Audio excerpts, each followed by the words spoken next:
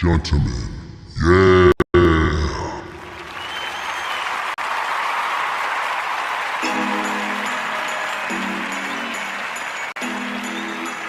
Information Man Show. Truth. Hey, I want to show you what's in my glove box. It's actually really cool because it can help save your life. Let's get it going.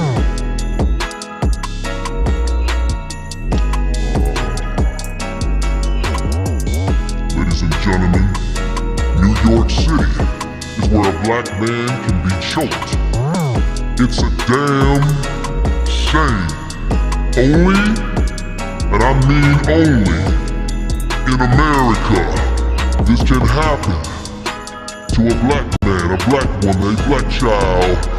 Only in America. The news ain't gonna tell you this. The news ain't gonna tell you the damn truth. They haven't charged that man, and they didn't even want to tell you his name. The news was in collaboration and didn't say his name. Told you he was a Marine. That's all subliminals. That's right. Welcome to the Information Man Show. I'm going in on this one. Only in America, New York City. Damn it. Oh yeah, the damn New York subway. These white supremacists, they get away with anything they want to do. And then we got coons, raccoons, that want to tell us, everybody, don't jump to conclusion. You know, the mayor of New York. Raccoons are in season, ladies and gentlemen.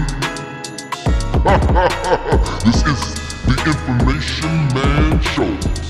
Now they got a big homeless problem in New York.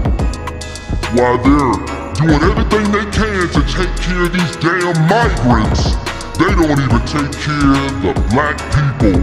The people that are homeless in New York, which are mainly made up of black people. Goddamn.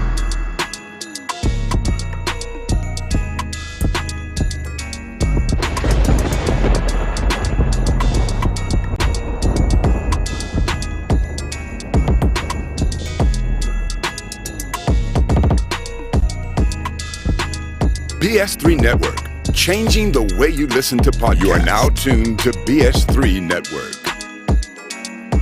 You are now tuned to BS3 Network. BS3 Network, changing the way you watch TV. Damn. Ladies and gentlemen, this shit is crazy what I'm about to tell you today. My research. And shout out to Jason Black. He was telling the truth too, goddammit. I don't care what y'all think about him. He was telling the damn truth. And I'm gonna tell the truth too. Goddamn. Ladies and gentlemen, share the video. That's damn right. That's damn right. Come on. 1, 2, 3, 4, 5, 6, 7, 8. Open up your damn mind. Information Man's in the house.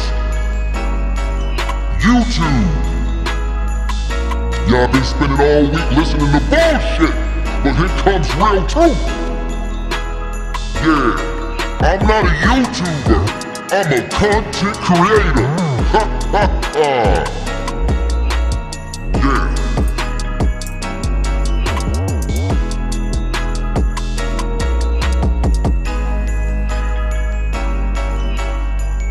It's all a damn shame.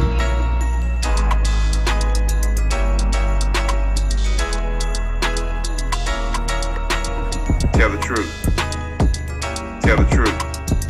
Information is power. Tell the goddamn truth.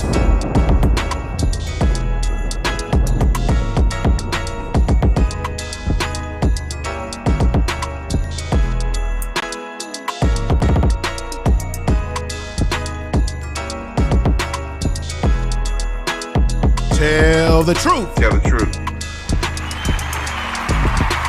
What's up, everybody? Peace. God damn it. Peace. Let's get into some truth today. Yeah. Peace. I'm fired up, ladies and gentlemen. Welcome to the program. I appreciate you all being here, and we're going to get into it again. A little bit of music. I got to turn something off real quick, but here we go.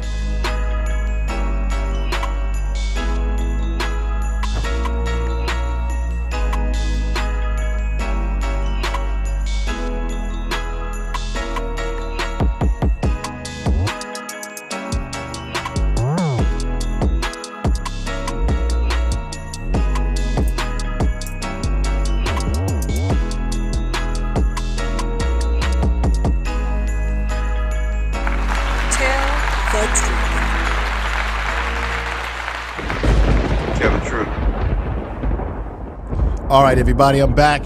I had to turn off another computer that was running, and I had to turn it off. It was some back sound that was coming in. I appreciate everybody, your time, your efforts.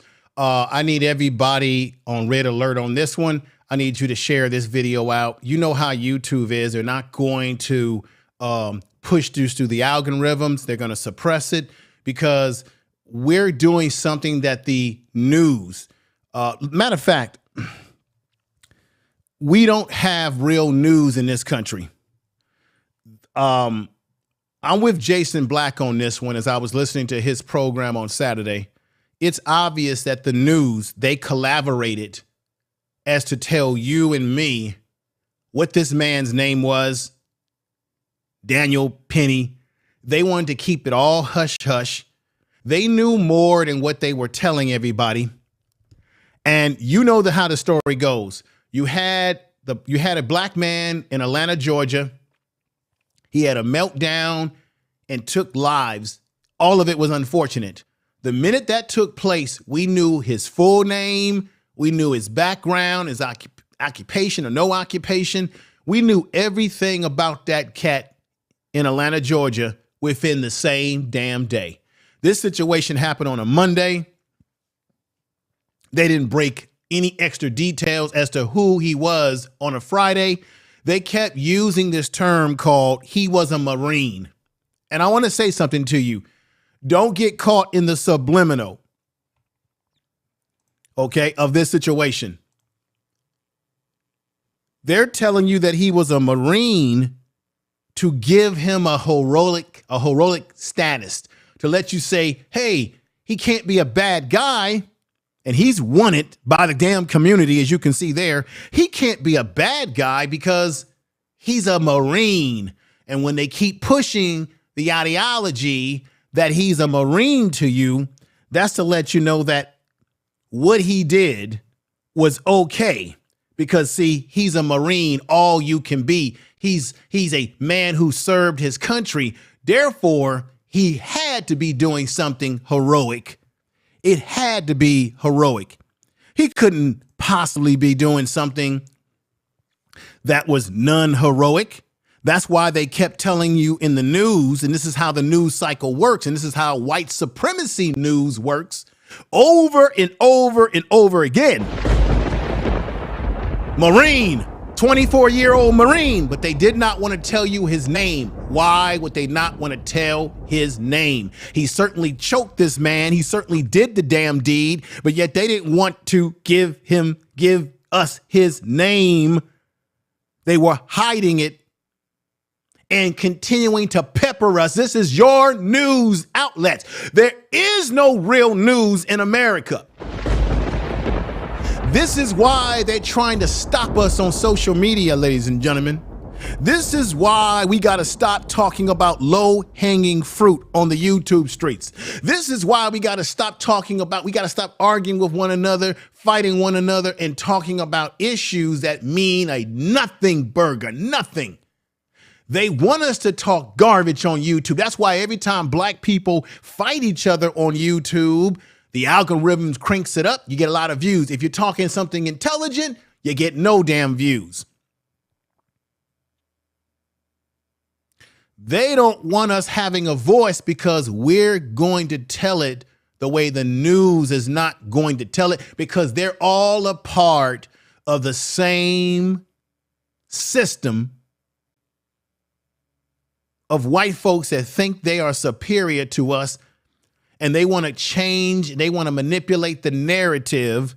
And this is why social media is so powerful, because we can paint the narrative and not allow ourselves to be narrative by these white supremacist news agencies. We got the Fox propaganda program.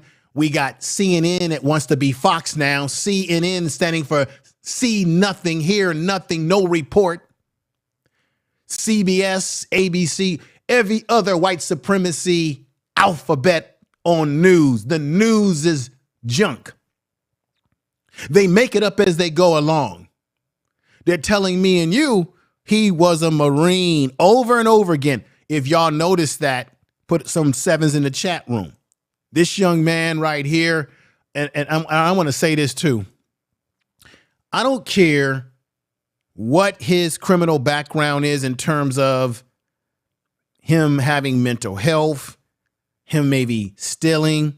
When people have mental health problems and maybe they have a drug problem or whatever the problems are, they're going to have some criminal background. Matter of fact, New York City has criminalized homeless people for just eating outside, trying to eat, whatever they're trying to do. Now, I know it can be a public nuisance when you've got homeless people all over the place and you're saying, what's going on?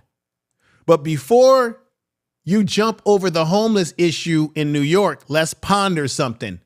What is the homeless population made up of New York? Nobody wants to talk about this. I will. I'm going to give you other people, Jason Black, other people got into this, but I'm going to give you numbers and details to add to it, to back up my claim here.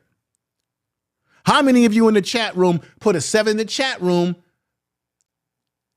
Put a 7 in the chat room if you did not know this. If you did not know this. How many of you didn't know that Black and Hispanic Latinos in New York are disproportionately affected by homelessness, with Black people being the highest number? Approximately 56% of heads of households in shelters are Black in New York. If you knew that, if you didn't know that, put a 7 in the chat room. I think everybody that's here watching,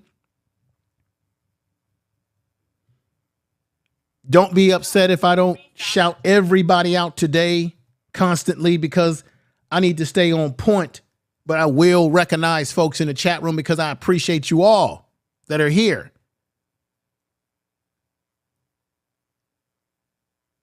Black people make up 56% of the homeless population in New York. 32% of the population that's homeless is Hispanic or Latinx. 7% is white. Less than 1% of Asian Americans or Native Americans, or 4% of the unknown race ethnic groups that are homeless. Check this out. Black people make up 56%, and we got Negroes and people telling us we don't deserve no reparations. Yet Native Americans make up 1% in Asians and Native Americans, and they got reparations. And we have got nothing, but we make up the largest amount in New York. Now, we've got Black conservatives. We got, Black raccoons who have all sort of negative things to say about this. Oh, and let me just tell you, to the Black conservatives out there listening, and you know who you are. See, you're nothing but a token. And what is a token? A token is the value that the person that gives you the token puts on it. So when you get these hand-picked raccoons who come out and talk about Black people that call themselves Black conservatives, they're only puppets for white Republicans to say that which they can't say themselves, because if they said it, they would be called racist. So you get yourself a lapdog. You get yourself a token.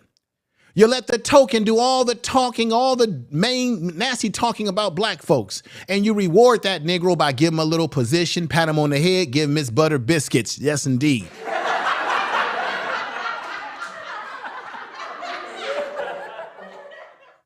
You get them their butter biscuits.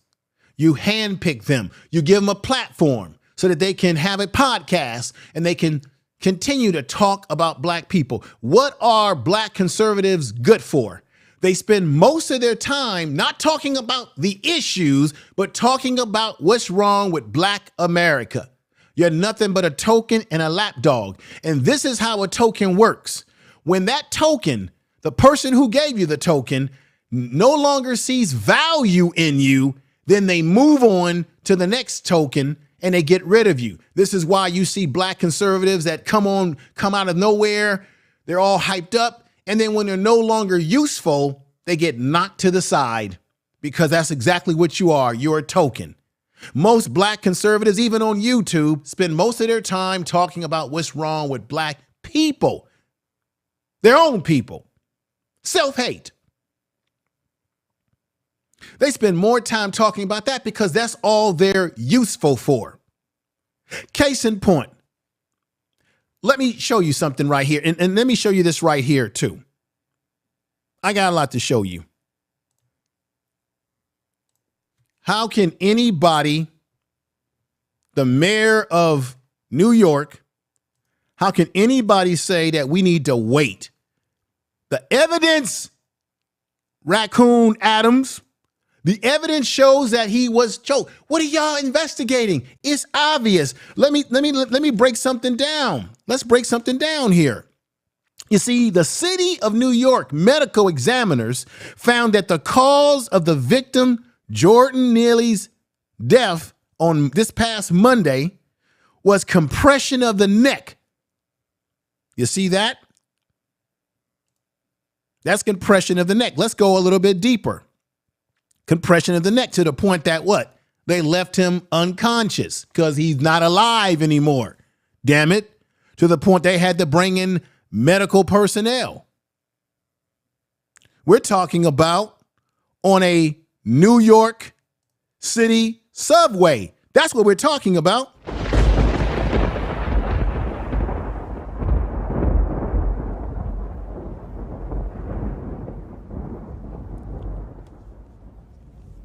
And yes, they've got problems. People have had enough, ladies and gentlemen. People have had enough of the nonsense. We've had enough. I've had enough. You've had enough. It's a danger being a black person in America. This happened. This is only in America. Where black people in this country that we live in, this happens like no big deal. You see, in the subway in New York, they wanted to clean up that right there where it says who murdered Neely. They want to clean that up. They don't want you seeing that. They told us that, look, they told us that the brother got on the train and he was saying he was hungry. He didn't care anymore. They said they tackled him because he was a danger to the public. Now, I know that we have to protect ourselves. There's people out there on subway trains who can be a little wild, unruly. Yes, you have to protect yourself.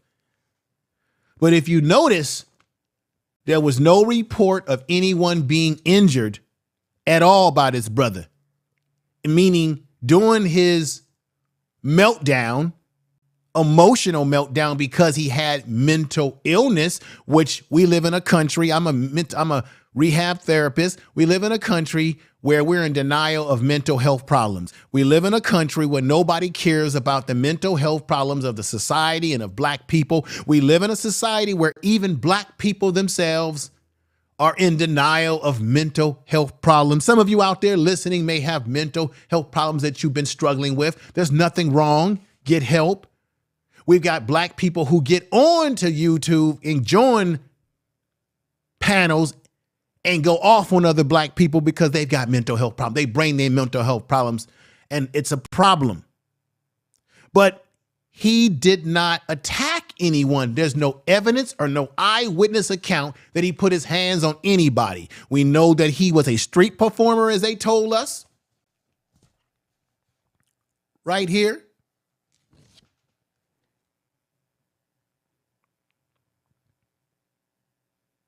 Doing his thing. This is what we were told. That he was doing his thing out there as a street performer. Now, we're also told that he lost his mother when he was 14. He lost a mother his mother was deleted. Not because of a health situation, but she was deleted because someone deleted her. That has had an emotional effect on him. I know personally, ladies and gentlemen, growing up that I had someone that I knew personally who lost his sister to a deletion because someone deleted her. And unfortunately, he got on drugs. And when I would go back home, he would see me. It was like being in that movie Jungle Fever, where you've got, the drug addict individual that you once went to school with. And he would say, let me get some money. Let me get $1. If you don't give me this money, I'm going to go out and do something to somebody, man. Give me that. I know you got some money. I know you living large. And you would have to talk to him, and you had to understand that his mind was blown away because of drug use, as well as what happened to him tragically. Now, there are certainly people that are homeless because they fell on hard times, because they got on drugs, because something happened in their life. Mental health is serious. And so can we blame Jordan Neely, or do we blame society? Do we blame New York? Do we blame the society that we live in that doesn't do enough to help people who have mental health problems? Because if we did enough, then you wouldn't have a Jordan Neely getting on a train in which people are accusing him of being unruly and saying that he didn't want to live anymore. That's what happens when you have mental problems. I'm sorry, folks. We're all at risk because we live in a society that doesn't do a damn thing to help their own people that have illnesses. And it's interesting to me that New York has a high number of black people that are homeless at 56%. And then you wonder why they're not doing anything to solve it, because they don't care about us. But they'll help all the migrants. Y'all saw that video I did when they gave the migrants Xboxes, gave them nice sofas. And then you saw what they gave the black men that were in the homeless shelter not that far from that tent camp that they created. And then you had Mr. Raccoon himself again try to tell us, I don't want to get into comparisons of what this group is getting versus what that group is getting. Let's hear the mayor and all of this bullshit right now. Extremely clear that the district attorney, the police department, they're doing their investigations, and I'm going to respect that. There are many layers to this. Let the process follow its course. And so, getting engaged with comparisons and where we are, where we aren't, I'm not going to do that. I'm going to let the investigation run its course. I took the train today from the day of prayer service, and the passengers that stopped on the train and spoke with me saying, Mayor, thank you for allowing the process to take its way. And so there's going to be those who are going to criticize no matter what's done. And I have a responsibility for this entire city, and I have faith in the criminal justice system, and I'm going to let the process take its place. And those who believe that I should do. Now, Tell the truth. Ladies and gentlemen, why would we be surprised? Let me know if you can hear me by hitting a 7 in the chat room. Why would we be surprised that Mayor Adams has faith in the justice system when he was once a police officer himself? So you got to understand the mold that he's cut from. He was once a police officer himself. So therefore, he's got all this faith. Why should we have faith in a system that has always turned out a system that which when we are a victim of a system, they get off for it?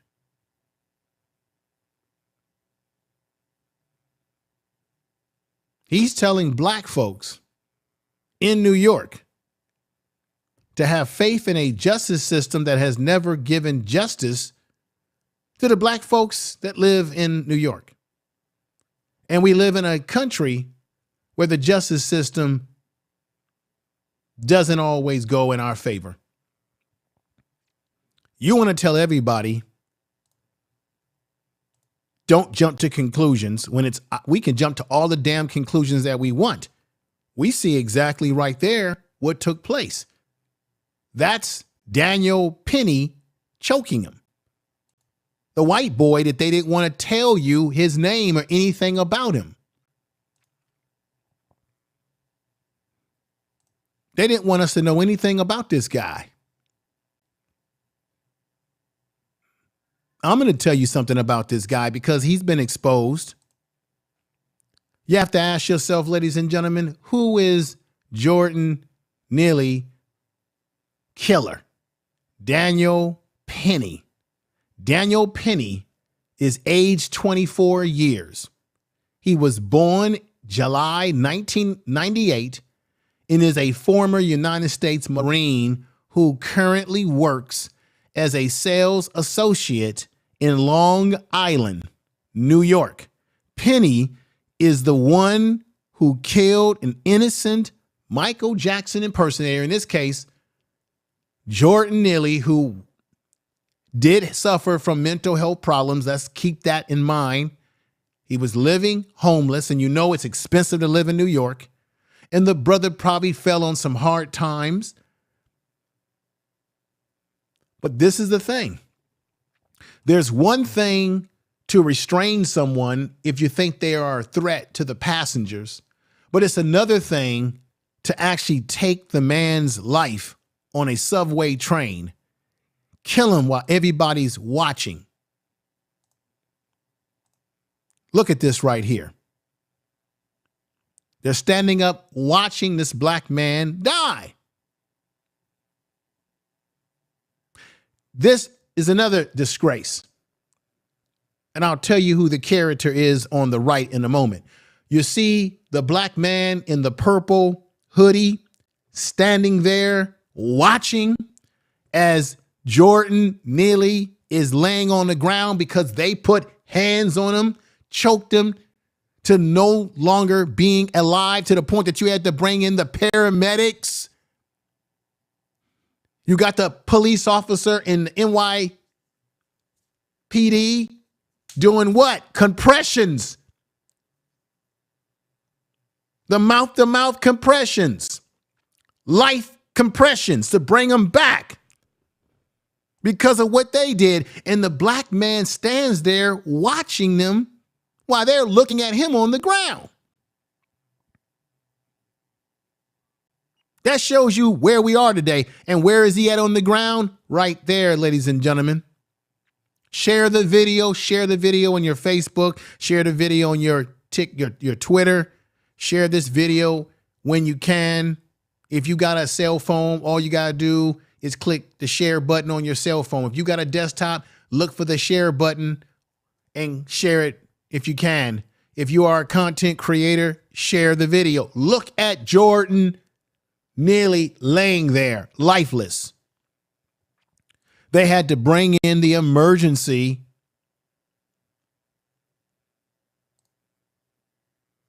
And there is a homeless problem in New York, but you got to ask yourself, why? What have they done to prevent this from getting out of control in terms of the homeless problem? You can't sit up there and just use Jordan Neely as the poster child when this problem is because we don't take mental health serious in this country. So therefore, there's a whole bunch of Jordan Neelys out there who need treatment, who need counseling, before it gets to the level where they're out in the streets and something happens where they have an emotional breakdown. But I can surely tell you this. Whenever something like this happens to a black person, as Neely Fuller Jr. always says, the white supremacists are always involved, always. Anything having to do with black people, the white supremacists are involved. I mean, otherwise there would be no such thing as white supremacy.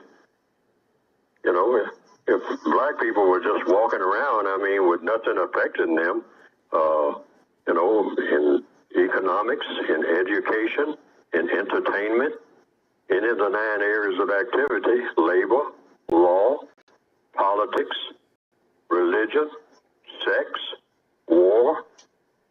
If black people weren't affected by the system of white supremacy, there would be no point in talking about white supremacy. So the hypothesis is, the conclusion has to be based on logic and evidence.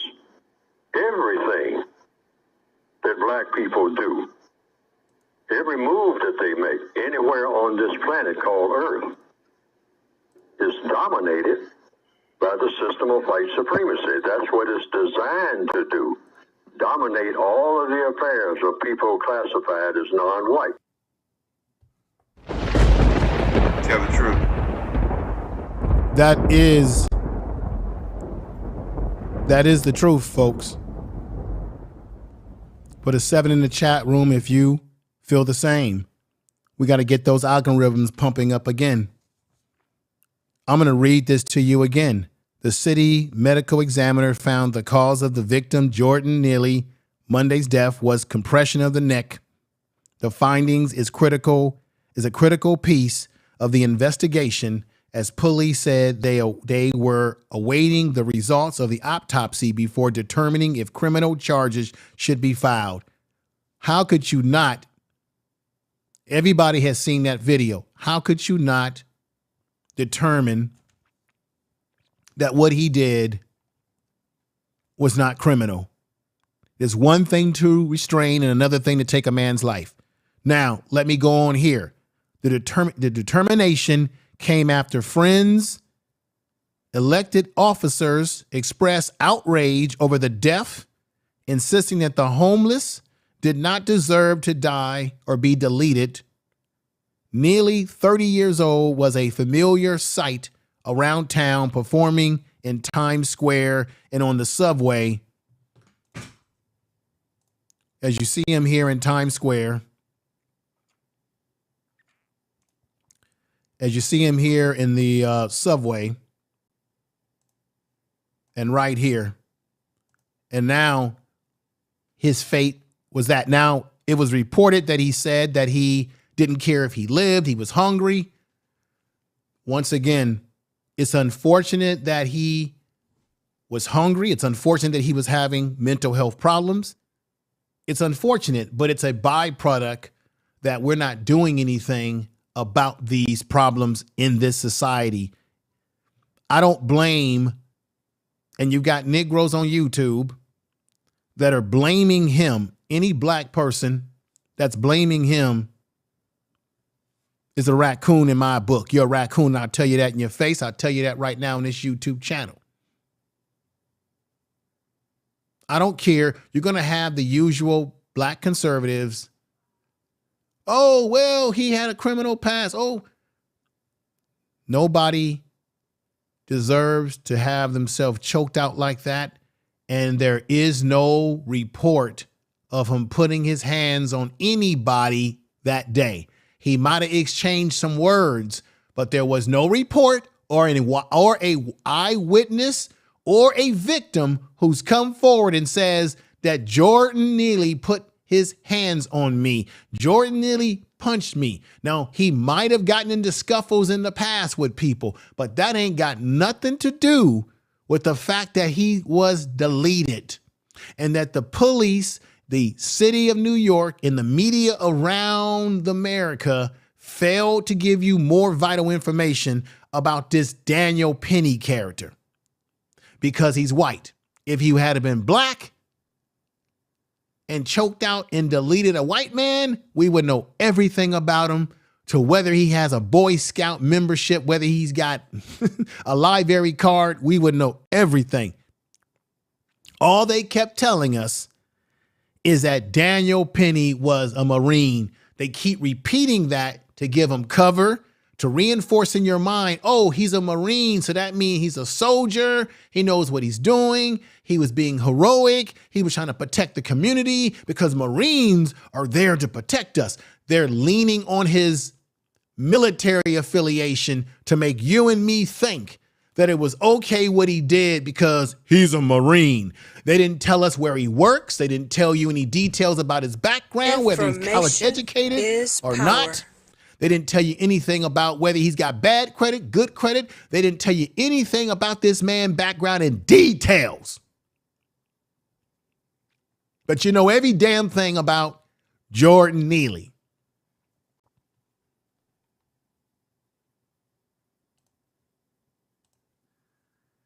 In America, as a black man, black woman, you are subject to a mistreatment. And let you know this by Neely Fuller Jr., white supremacists, white people that think they're superior, they take both sides of an argument. Listen to this one. Remember what I just said. The white supremacists are the masters of deception. And part of that deception is they know how to very skillfully take all sides of every argument, so that at the end of the argument, the only people who are confused and exhausted are the black people who are scattered all over the place and usually arguing with each other about this, that, and the other. Boom. I want to stop that right there. Did you hear Neely Fuller Jr. say that we spend so much time arguing with one another about this and that? The white supremacists want to keep us confused. And that's exactly what I see on YouTube a lot when we get in these panels, discussions, and all this nonsense, a bunch of confusion and black people arguing with each other. Meanwhile, any of us could have been choked out. Any of us could have been choked out. Any of us who have mental health problems, any of us that are having some issues, if that was us, we could be Jordan Neely right now, deleted, no longer here. Let's continue. And the white supremacists are still in business as usual. Tell the truth. See, you have to really pay attention to how they will start out appearing to do one thing, but they wind up doing something else altogether. Just like this media, they lied to you, didn't want to, they all collaborated and said, just like Jason Black said on his channel, they all collaborated and said, we'll break this information on Friday. We'll break this. They all collaborated. They all bullshitted us. Did not want to tell us who this man was in detail. He took a man's life. And he was not charged. They've already saying that they believe it's a homicide. So why is he not in a jail cell in a New York City police precinct right now? Only in America, y'all. Only in America. Yes. Different from what they started out to do. Okay. They are masters at that. And so you have to watch and listen very carefully. And they are masters at using words in such a way that they sound like, and I'm going to repeat this over and over again, they sound like they are being as logical as you can possibly be. I mean, you will walk away saying, boy, that was great the way he said that. That was the way she said that. And boy, did she really sum it up. But when you think about it twice, 3 times, 4 times, 5 times, there will be great parts of what was said that will be absolutely logical and absolutely true. But there are 2 parts where they threw you off completely. Those parts, they take over all the other parts. Okay. They are masters at that trick. Watch for it.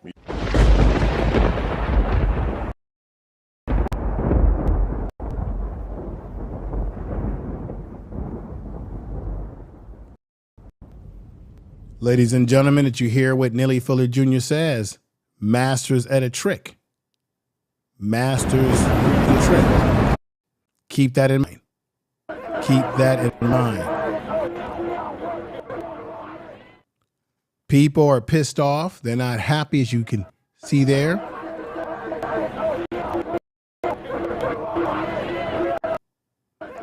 People are not happy. People are not happy about what's happening in New York. People are not happy about this continuing to take place around the country. Now what I want to do, if I can, is I want to play something when I talk to you about these conservatives, they get to talk about stuff. I want to play this for you. And let's go back over here on this scene right here. Let me play for you Candace Owens. Candace Owens. I don't like her, but let me let you hear what she had to say.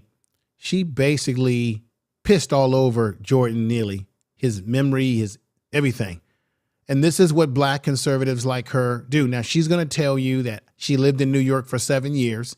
She's going to tell you, well, you know, most of the homeless in New York are drug addicts and have mental health problems. Tell us something that we don't already know. Tell us something that we don't already know. That's homeless population anywhere. You're going to have a percentage of people that are drug addicts, a percentage of people who want to be on the streets, a percentage of people who don't want to be on the streets. Okay? That's just, these are realities. These are realities. But let me put something up here. The number of homeless people sleeping each night in New York City shelters. This is back in August 2021. This is why the problem has gotten bad.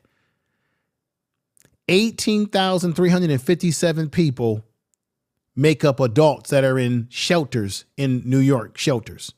Okay, that's the red area. The gray area is 14,881 makes up of children. You got 14,881. Candace Owens, you're talking about homeless people as if you forgot that there's also homeless women and there's also homeless children who probably didn't have any control over their situation. We got 14,881 homeless children in New York back in 2021. That ain't that long. This number's still the same. And in the greenish color area, that's the adults and families. So you've got 14,741 adults who are homeless in New York, adult families. So that means family units. And then you got 18,000 single adults, but you got 14,741. So that means you've got people that have families, meaning a wife, a husband, a child or two or more, and they're homeless. And you're going to hear how she paints everything just one way. That's what conservatives usually do. The number of homeless adults and family sleeping each night in New York City, DSH and HPD shelters since 1983 all the way to 2022 was at this record. At September 2022, it was 20,178. Do y'all hear what I'm saying? So this problem has been persisting. And it says families. She's going to try to paint the picture that it's just the drug addict, mentally ill, roughneck type. Look, they're out there, but you forget that there's children, there's elderly people that is homeless, and you also have families that are in this shit too. From the year 2022 all the way to 2023, January, when we went into the new year, the blue levels are going up. That's the homeless problem going up to 70,000 homeless people.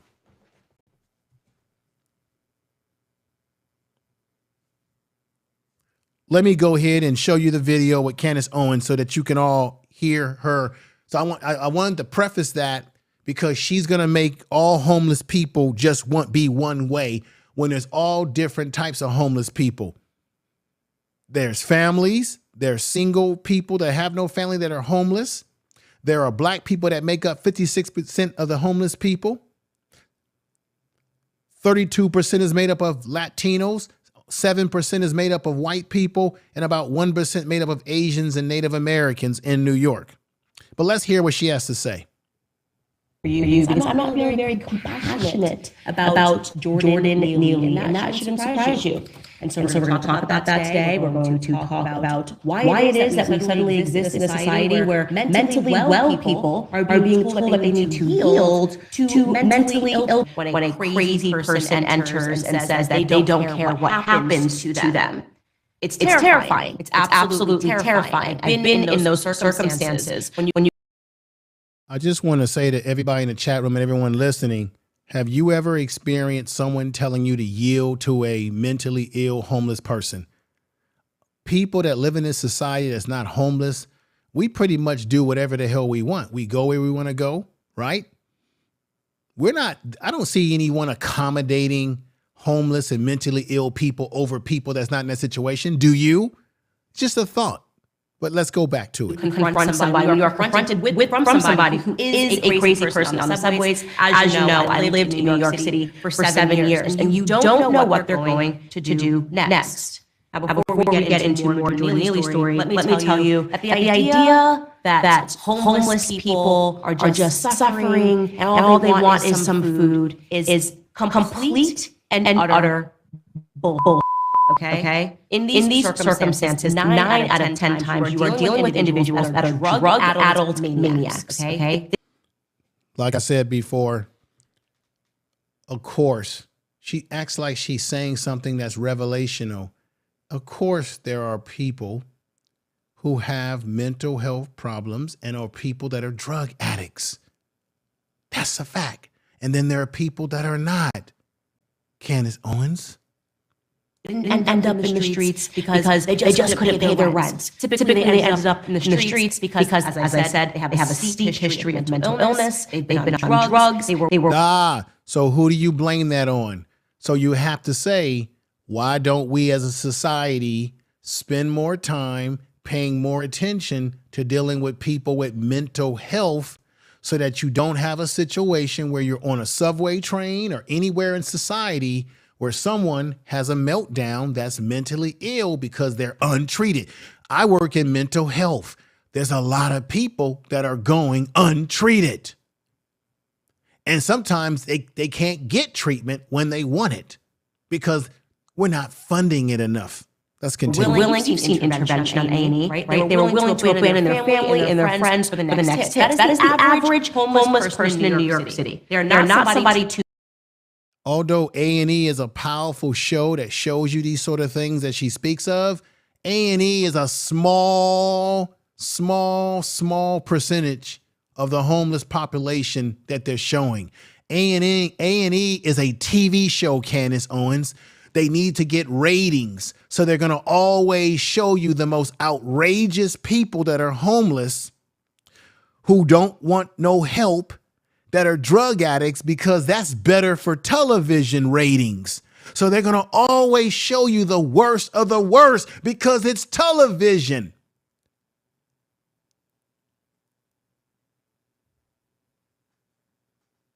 To be feeling bad for, they are somebody to be fearful of.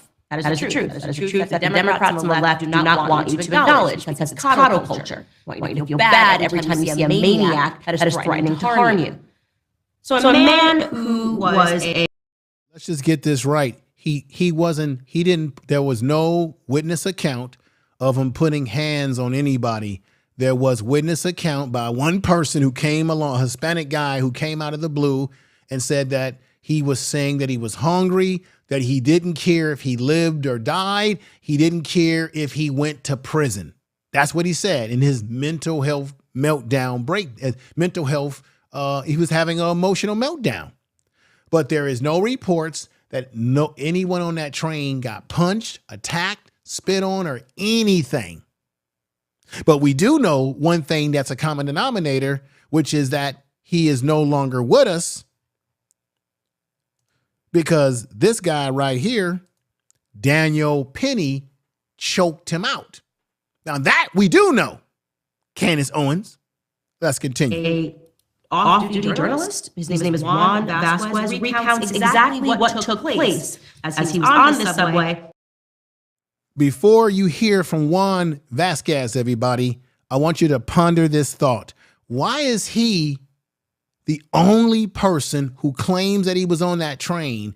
Why is he the only person who's come forward to give an eyewitness account? I don't see anyone else on social media, on the news, that's been interviewed about this situation. Just ponder that for a minute. He's the only one. If this man was such a threat to everybody on that train, to the point that he was choked out to the floor like that, then where are all the other witnesses' account besides this man's witness account? I'm just asking a question. On his way to Yonkers at about 2:30 p.m. on a Monday. And here is what he had to say in his own words. Take a listen. The man began shouting, quote, "I want food. I'm not taking no for an answer. I'm ready to go back to jail, and I'll hurt anyone on this train." The man got on the subway car and began to say a somewhat aggressive speech, saying that he was hungry, he was thirsty, and he didn't care about anything. He didn't care about going to jail, that he didn't care that he gets a big life sentence, and it doesn't matter if he died. Vasquez says he was scared and believes others on the train were too. Ladies and gentlemen, this is a key word. Velasquez was scared. Okay, he has every right if he was concerned for his safety. But he uses the word, this is key wording. He says he believes everyone else is frightened. Believing that everybody else is frightened and it being the fact is two different things. Because if everybody was frightened on the train, as he said, he believes. Believe is not facts. Believe is what he believes in his feelings. If that's true, where are all the other witnesses to come forward and say that Jordan Neely made me scared and put his hands on me? It's only Vasquez who says these things. That's when he says a 24-year-old rider came up behind the man and put him in a chokehold, holding him there on the ground. Two other men standing over them also helped subdue the man. If there was fear, the people who were bluish or who were there, where he separated everything, moved. He keeps talking about everybody. Look, people probably were uncomfortable, you know, with a man getting on a train saying he don't care if he lives or dies. Everybody's going to feel a little uncomfortable. But this is the thing. I'm going to say it again.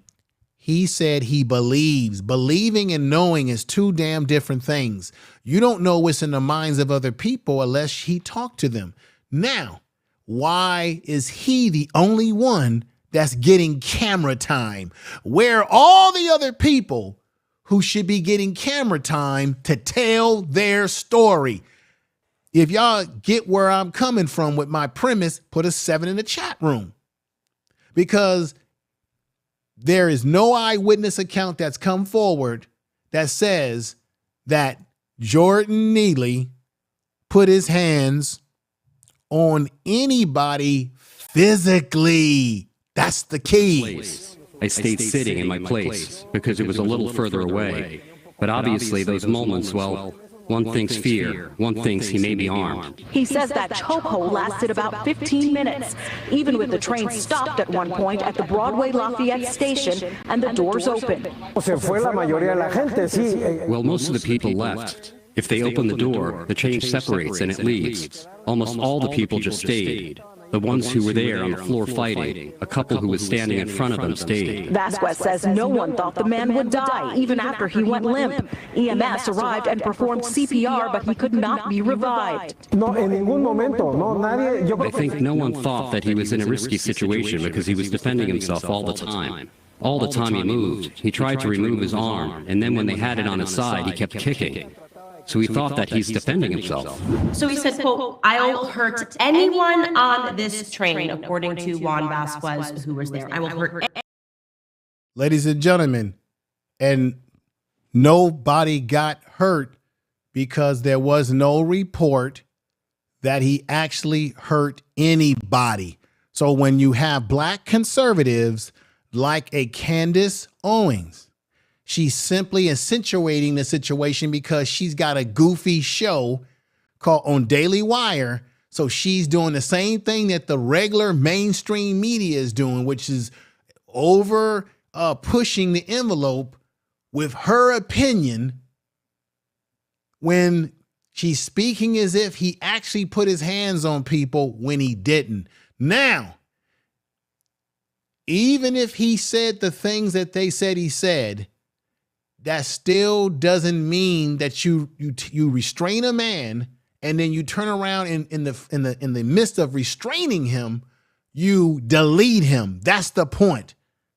It's one thing to stop a man from doing something that could be potentially harmful to himself and the public.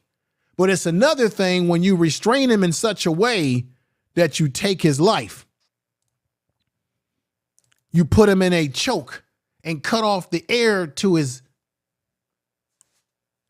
cut off his oxygen.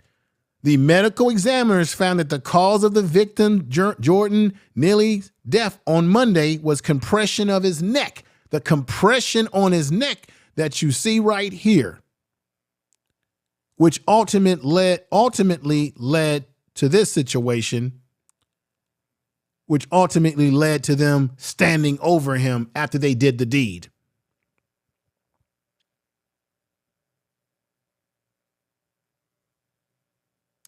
I want to say again, have any of you heard, let me know in the chat room, have any of you, Water Snipers here, Stephen Gilmore YouTube channel, Pator Afros here, Deborah Guns. I saw my man Lions Den in the chat room. Peace to him. Jill's Chocolate Boutique. Everybody that's here. Indy's in the house. Peggy Roster. Have any of you seen on the news or any reports of other witnesses besides the man that you just heard from, Warwaz? Is there any other people that were on the train that weren't involved in choking this man to death, but said that they felt that Jordan Neely was going to attack him? Here's another picture of Jordan Neely. I don't know if that's a sister or a girlfriend or anything like that, but that's a picture of him there. This whole thing, the bottom line is, if a guy is out of control, you restrain him and then you try to get the police to come in. You don't restrain that person and then choke them till they die. And then the thing about it is, he gets to go home. See, he gets to go home. Daniel Penny, he gets to go home like nothing happened.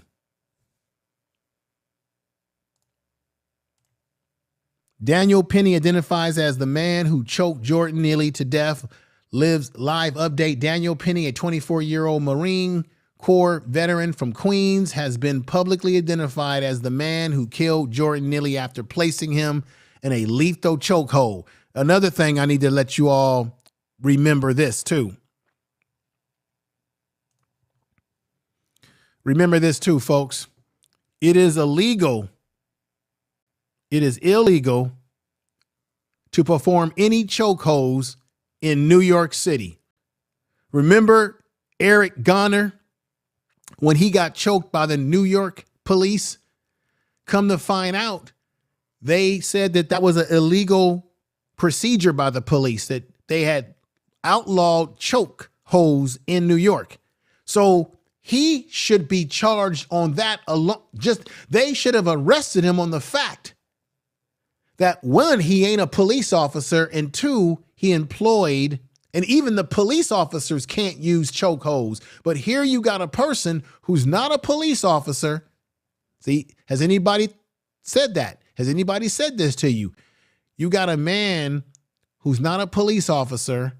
Police officers are not allowed to use a chokehold. It's outlawed in New York now. He used a chokehold that's illegal in New York. So therefore, when he did this, he should be behind jail right now. They have not. They should have charged him for performing an illegal restraint on Jordan Neely under the statute laws of New York, which is you can't use chokeholds. Then they should have turned around and also charged him again for the potential deletion, for deleting Jordan Neely. If y'all get where I'm saying, put a 7 in the chat room. For deleting Jordan Neely, he should have been arrested for that, and he should have been arrested for the illegal chokehold on a damn subway. Now you ask yourself, ladies and gentlemen, why didn't this happen? Why didn't this happen? Well, I'm hearing from the grapevine that the white boy is connected, that he's got a father who's involved in law enforcement in the New York area. Let's go into that right now. For those of you coming in late, let me remind you a little bit about his background. Daniel Penny, age 24 years old, born July 1998, is a former United States Marine who currently works as a sales associate in Long Island, New York. Penny is the one who killed the Michael Jackson impersonator, Jordan Neely, at the Broadway station, Lafayette Station. I think it was Lafayette Station, Broadway Station at Lafayette in New York. Let's give you some more information about him. Check this out, ladies and gentlemen. Daniel Penny and Jordan Neely, according to witnesses, Neely entered the train car, agitated, throwing his jacket on the floor. There was no talk about him throwing his jacket at any person. They said on the damn floor. He was pacing up and down while shouting. And I understand if you feel that you're not safe, you move to another car, right? But there's no report that he put his hands on anybody. Just want to keep that in mind. Eyewitnesses claim he was harassing passengers and making threats, causing fear and unease amongst his fellow commuters. This is a mentally ill man, and yet, where are the other witnesses to come forward? We got the Latino man who speaks, but we haven't heard from anyone else, so we have to see how that all plays itself out. Now, check this out. His father is in law enforcement. Here's a picture.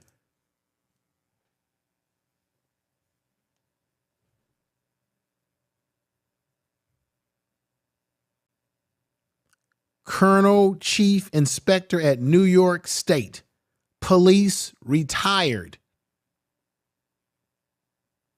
So this is the Penny. This is his father, the senior. New York State Police. So his father worked for New York State Police. He was a Colonel Chief Inspector at the New York State Police.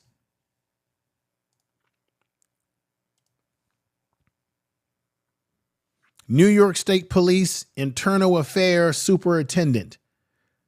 And it says here, Colonel Daniel Penny. So his father must be the senior. He must be the junior.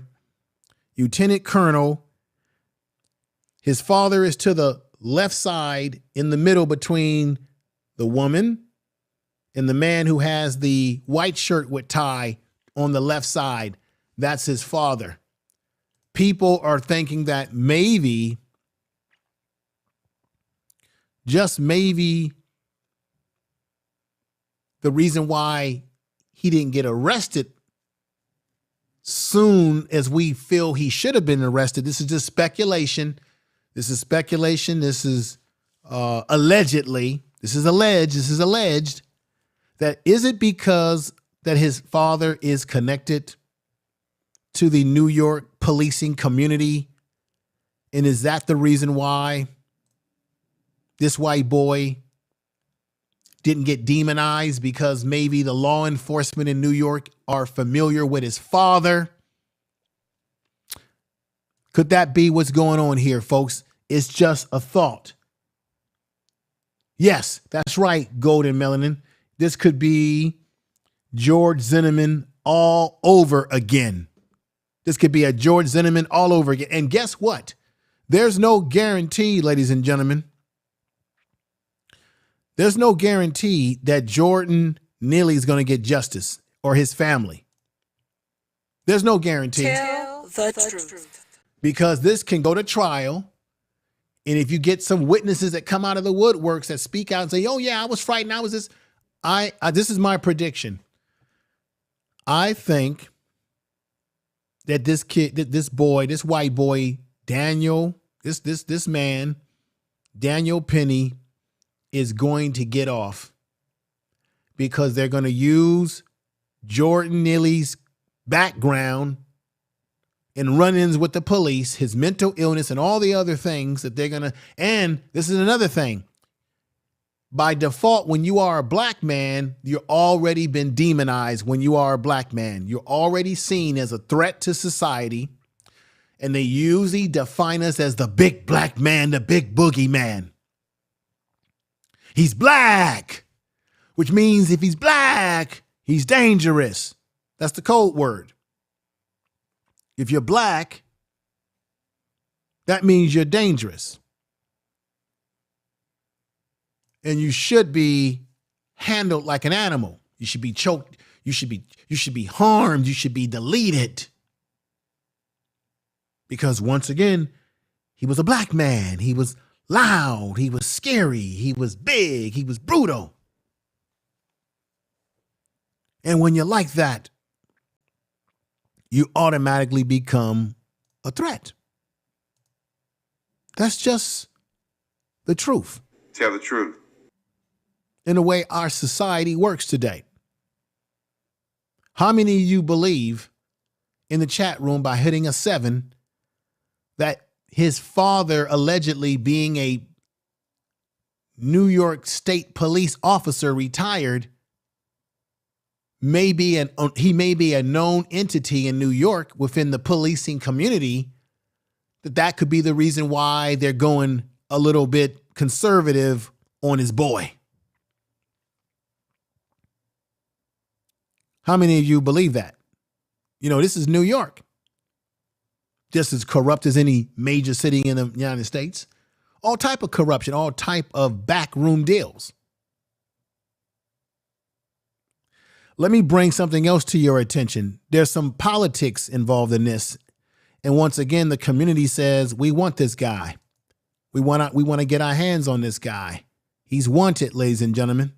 He's wanted by the community. Now, let me bring something up to you. This is Braggs. This is some politics involved in this too. This is Braggs. Braggs is the district attorney of New York. He's the one who's bringing the Stormy Daniel charges against Donald Chump. I call him Donald Chump.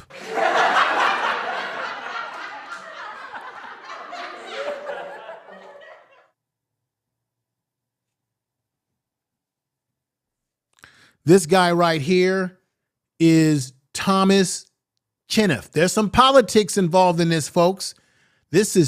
Remember these names very closely. This is a lawyer, attorney, Thomas Kenneth.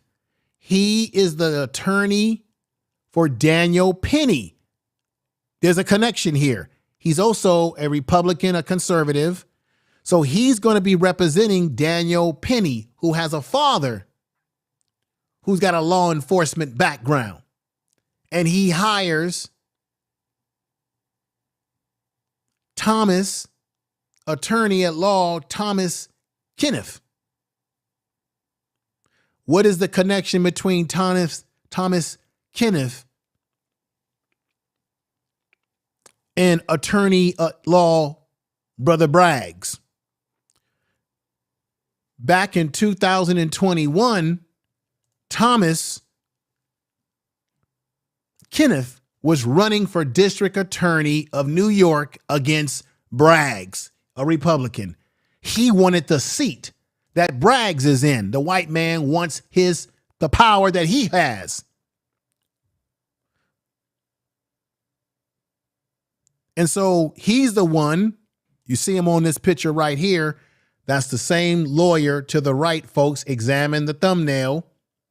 That's Kenneth, that's Thomas, attorney at law, Thomas Kenneth, who's representing the white boy, Daniel Penny, who did the deed against Jordan Neely. He's got some bad blood with Braggs, him and Braggs. The Marine who was filmed putting mentally ill homeless man Jordan Neely in a fatal chokehold on a subway has lawyered up with Thomas Kenneth. Thomas Kenneth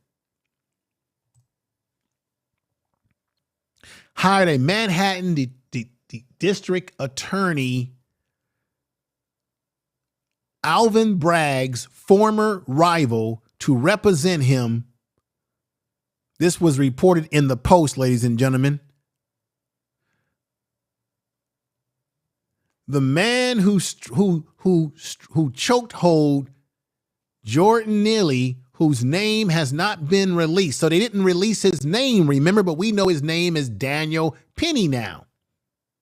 He retained a criminal defense attorney, Thomas Kenneth, potentially setting up another showdown with Braggs, because he went against Braggs in 2021 trying to get the seat that Braggs is in right now as district attorney of New York. Setting up a showdown with Braggs should be a DA office bringing charges, because his office is the one, come on Braggs, you got to do the right thing here, brother. His office has to be the one to bring charges against the white boy doing the deed.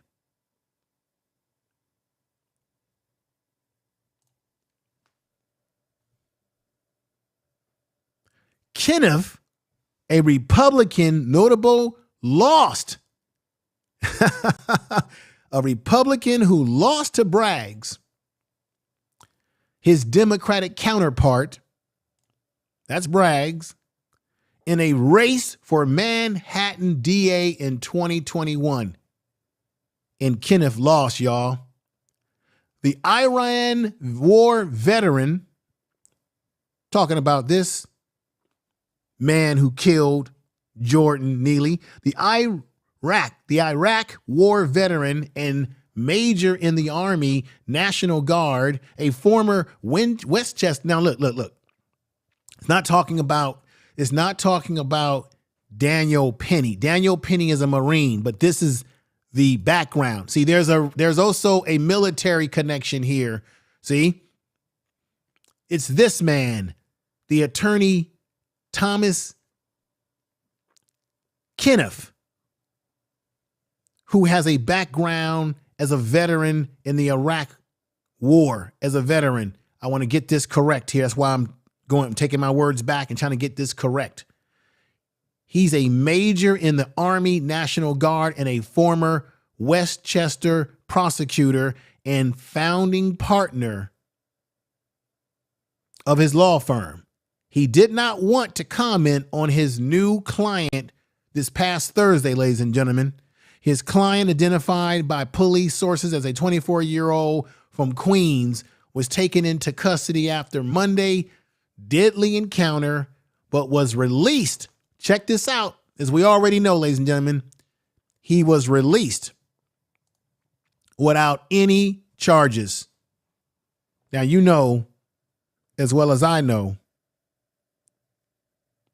that that's a damn shame. And it makes you want to cuss up a storm like, goddamn shit didn't happen.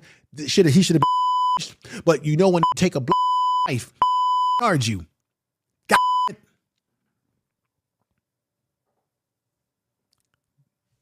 The DA office, as part of a probe, is now weighing whether to bring criminal charges against him over Neely's death, which has been ruled a homicide. So if it's rude or homicide, ladies and gentlemen, I want to ask you all in the chat room, why is he not arrested? The truth.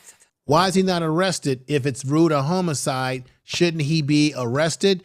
And shouldn't he be arrested for employing a chokehold that is illegal in New York?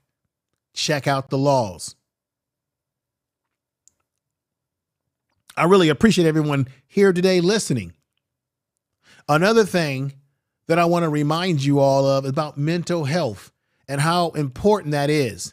Let me give you some statistics, because all of us, you can look at Jordan Neely and say,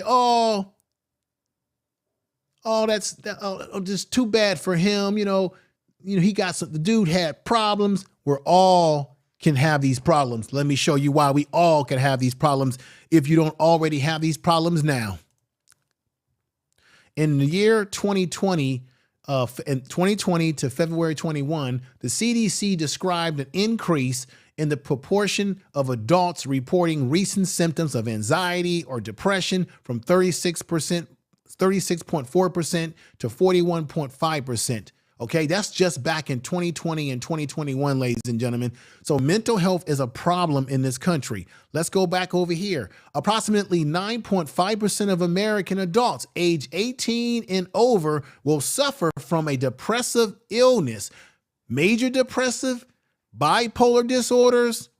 These are things that we all can be impacted by depending on our lifestyle, how we deal with stress, things that impact us in our life. Check this out. It's estimated that 26% of Americans age 18 and older, about 1 in 4 adults, suffer from diagnosable mental disorders in a given year, folks.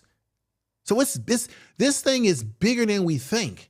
It's not, it's easy to isolate it to one person in New York who's homeless and has problems. This is bigger than we realize. Many people suffering from more than one mental disorder at a given time. In particular, depressive illnesses tend to coexist with substance. They coexist with people that use substances like drugs, anxiety disorders. So a lot of times when people have mental illnesses, what they do is, I deal with this in my own work. What people do a lot of times when they have mental health problems is that they will use street drugs to medicate themselves if they don't like the regular prescription drug. Because I've been around guys who didn't like the way the prescription drugs made them feel, right? And they're so used to using the street drugs. So sometimes when people have these mental illnesses, it opens up the gateway for you to use street drugs to medicate your problems. But it's a destructive way to medicate your problem, okay? Let me put another slider up here.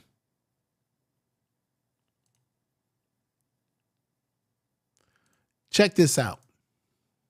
When it comes to mental health problems, women are nearly, I don't know how many of you all realize this, but women are nearly twice as likely to suffer from major depression than men. However, men and women are equally likely to develop bipolar disorder.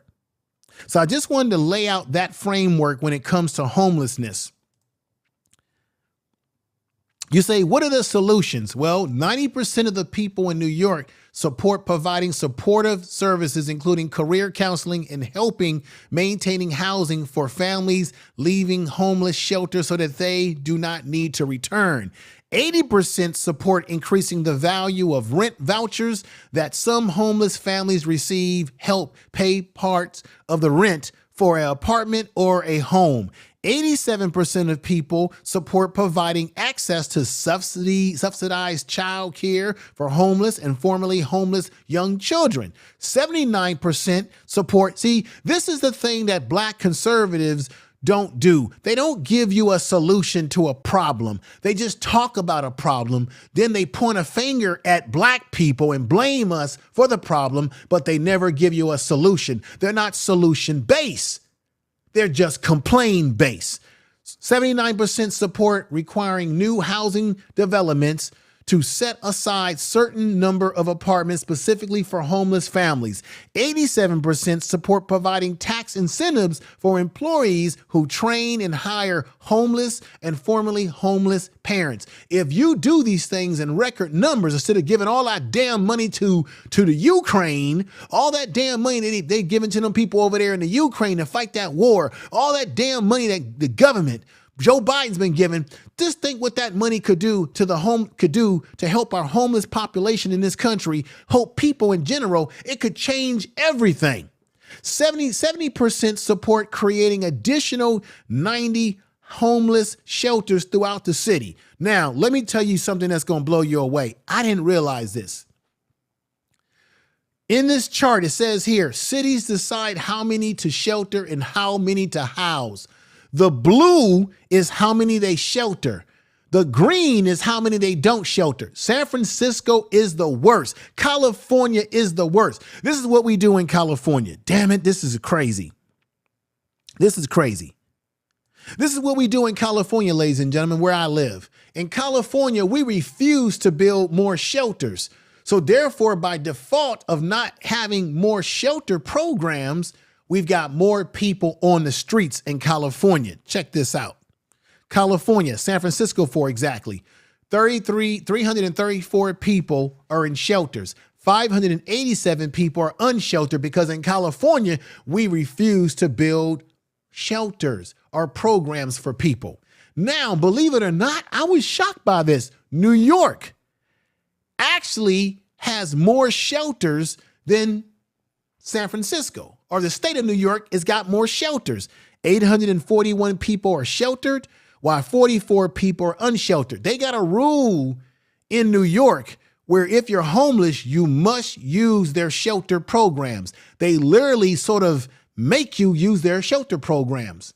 Or I don't know if it's make you, but they highly encourage you because they provide more shelter. I was very shocked when I saw this.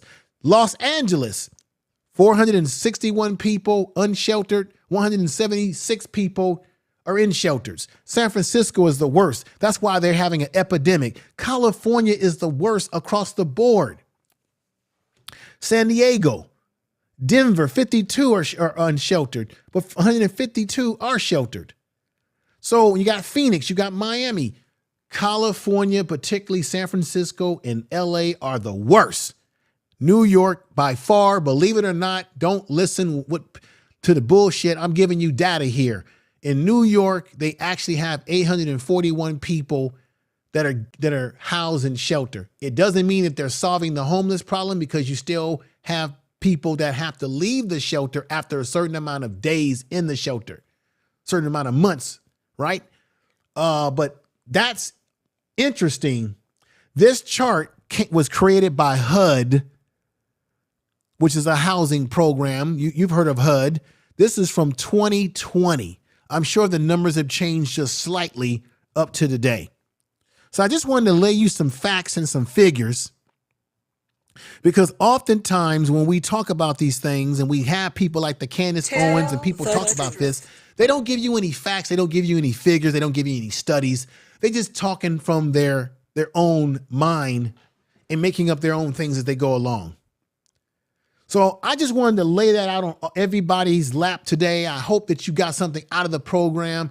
If you did, put a 7 in the chat room. I appreciate that. Let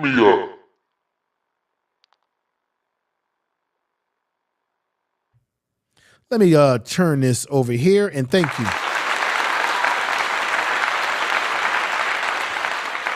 Let me go ahead and look at a couple of people's thoughts in the chat room before we end the program today. If you got something out of the program today, please put a 7 in the chat room. If I've laid it out, I talked about the situation, but I also gave you some numbers, some data. I think that's very important when you talk about issues like this, that you provide people with data to reinforce that. What's going on, Lions Den? I see you, brother. Good to see you over here. Hopefully this thing is working. All right, we got Dee Dee Taylor in the house. Old Reliable is in the house. Peggy Ross is in the house. Queen I Know I Am's in the house. Let me clap y'all up. And Queen I Know I Am says, good information. Thank you. Thank you. I do my best I can. Oh, we got my man G.A. in the house. George Frazier's in the house. Good to see you here. Carlos X is in the house. Make sure y'all share this video on your social media, your Facebook, your Twitter, whatever you got, because you know YouTube don't want us talking about this particular case like this. They want us to go with the narrative that the news is giving us. I guarantee you, people like myself, and of course, Jason Black's got a much bigger platform. I guarantee you my channel and channels like his, we're the only ones talking about this case like this. The mainstream news ain't gonna give you these kind of breakdowns. What's going on, Gray Pill Podcast? Thank you for the super chat, brother. Information is power. Thank you for that super chat. Thank you. Information is power.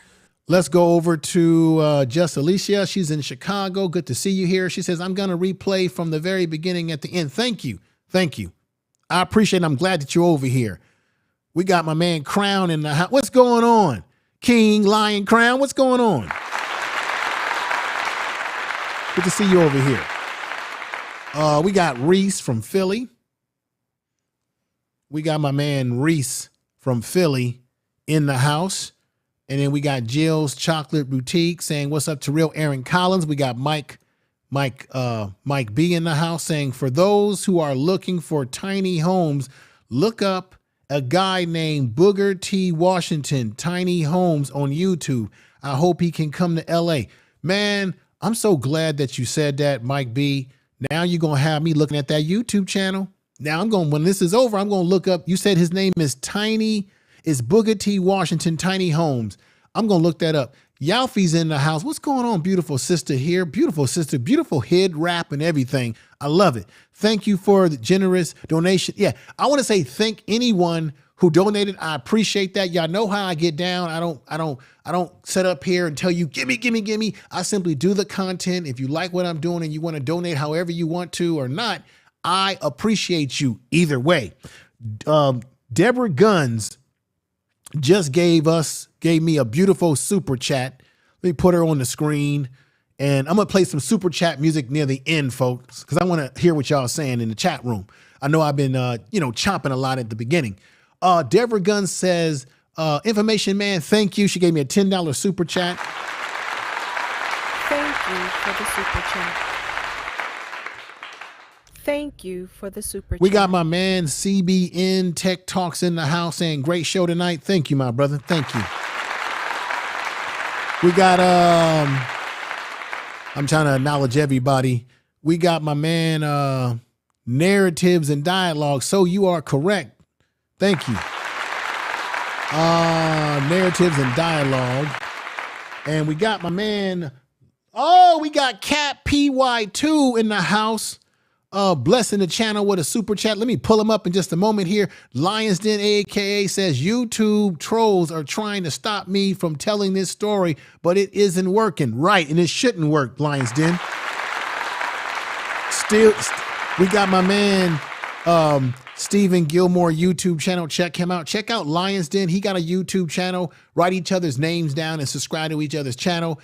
Once again, you know that I have a sports channel, Prime Sports Media. If you like sports, if you like issues around Deion Sanders and the Colorado and football and all of that, subscribe to Prime Sports Media. That channel's popping over there. It's working. Whatever I'm doing over there, it's working. But thank you. We got Screwlistic is in the house. Thank you, my brother Screwlistic. And now, the one and only Cap PY2 gave me a $5 super chat. He says, that sissy is not a Marine. He's a product of his punk father. Yeah, I said it. Yeah. Woo. Yeah. Oh, man. Let's go over to Golden Melanin. Says peace and blessing. Peace and blessing to you. What's going on? I think this is Chica. I don't know if I'm saying that correct, but thank you for being here. Alan Christian in the house. Information man always preaching the truth. Thank you. Let me see.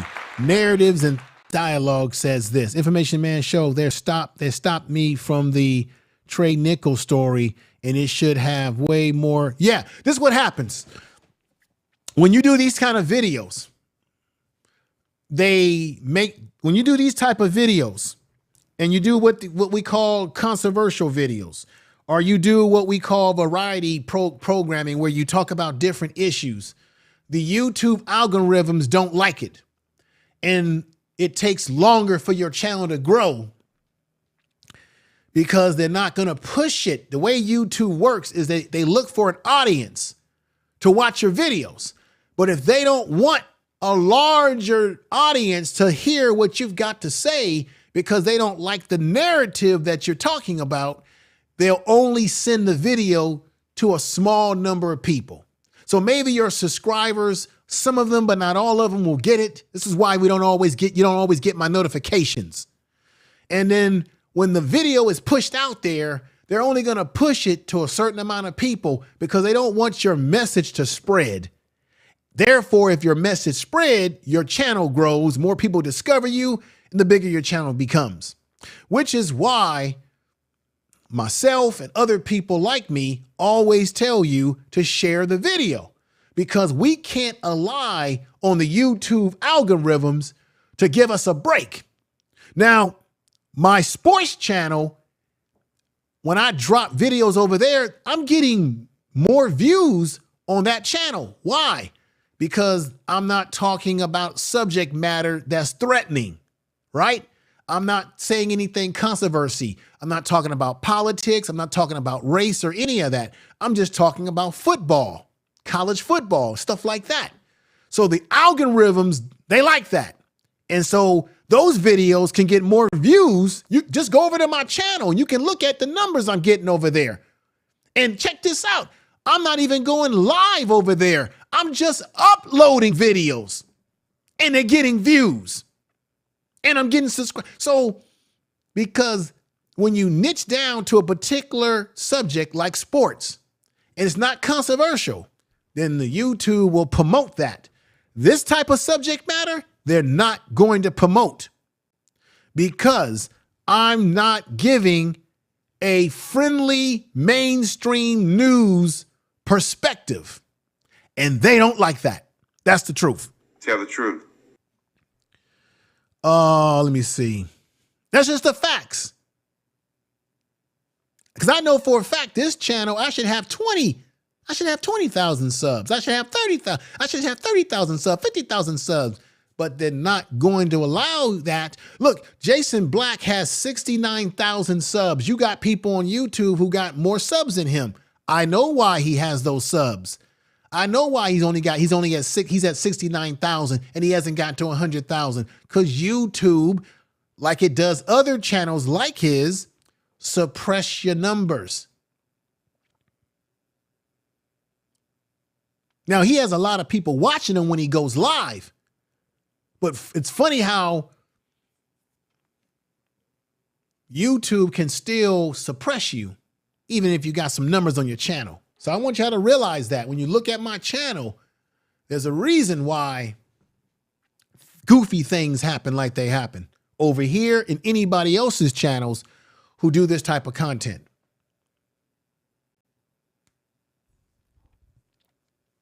And as you can see, I got other channels, I got other things I'm doing on YouTube, but this still is my main channel, and you see what they do. Let me see what I got to say here. Chilling with Monica's in the house. She says this was clearly orchestrated, collectively starting defending ourselves, problem solve. They're doing what they have always done. Facts over facts. Carlos X says, you're right. You're right, brother. I know I'm right because I've seen it with my own two eyes. I've observed it. How can my sports channel be blowing up with subscribers and videos getting 4,000 views, 10,000 views? I'm getting views within just a matter of a day or 2 days. That's it. But this channel, you already know why. The sports channel is non-threatening and uncontroversial. This channel, you already know, See, so when you put 2 and 2 together, you say, okay, that's how YouTube works. We got MZ, Kim, Bling, Bar, and more giving me a $5 super chat.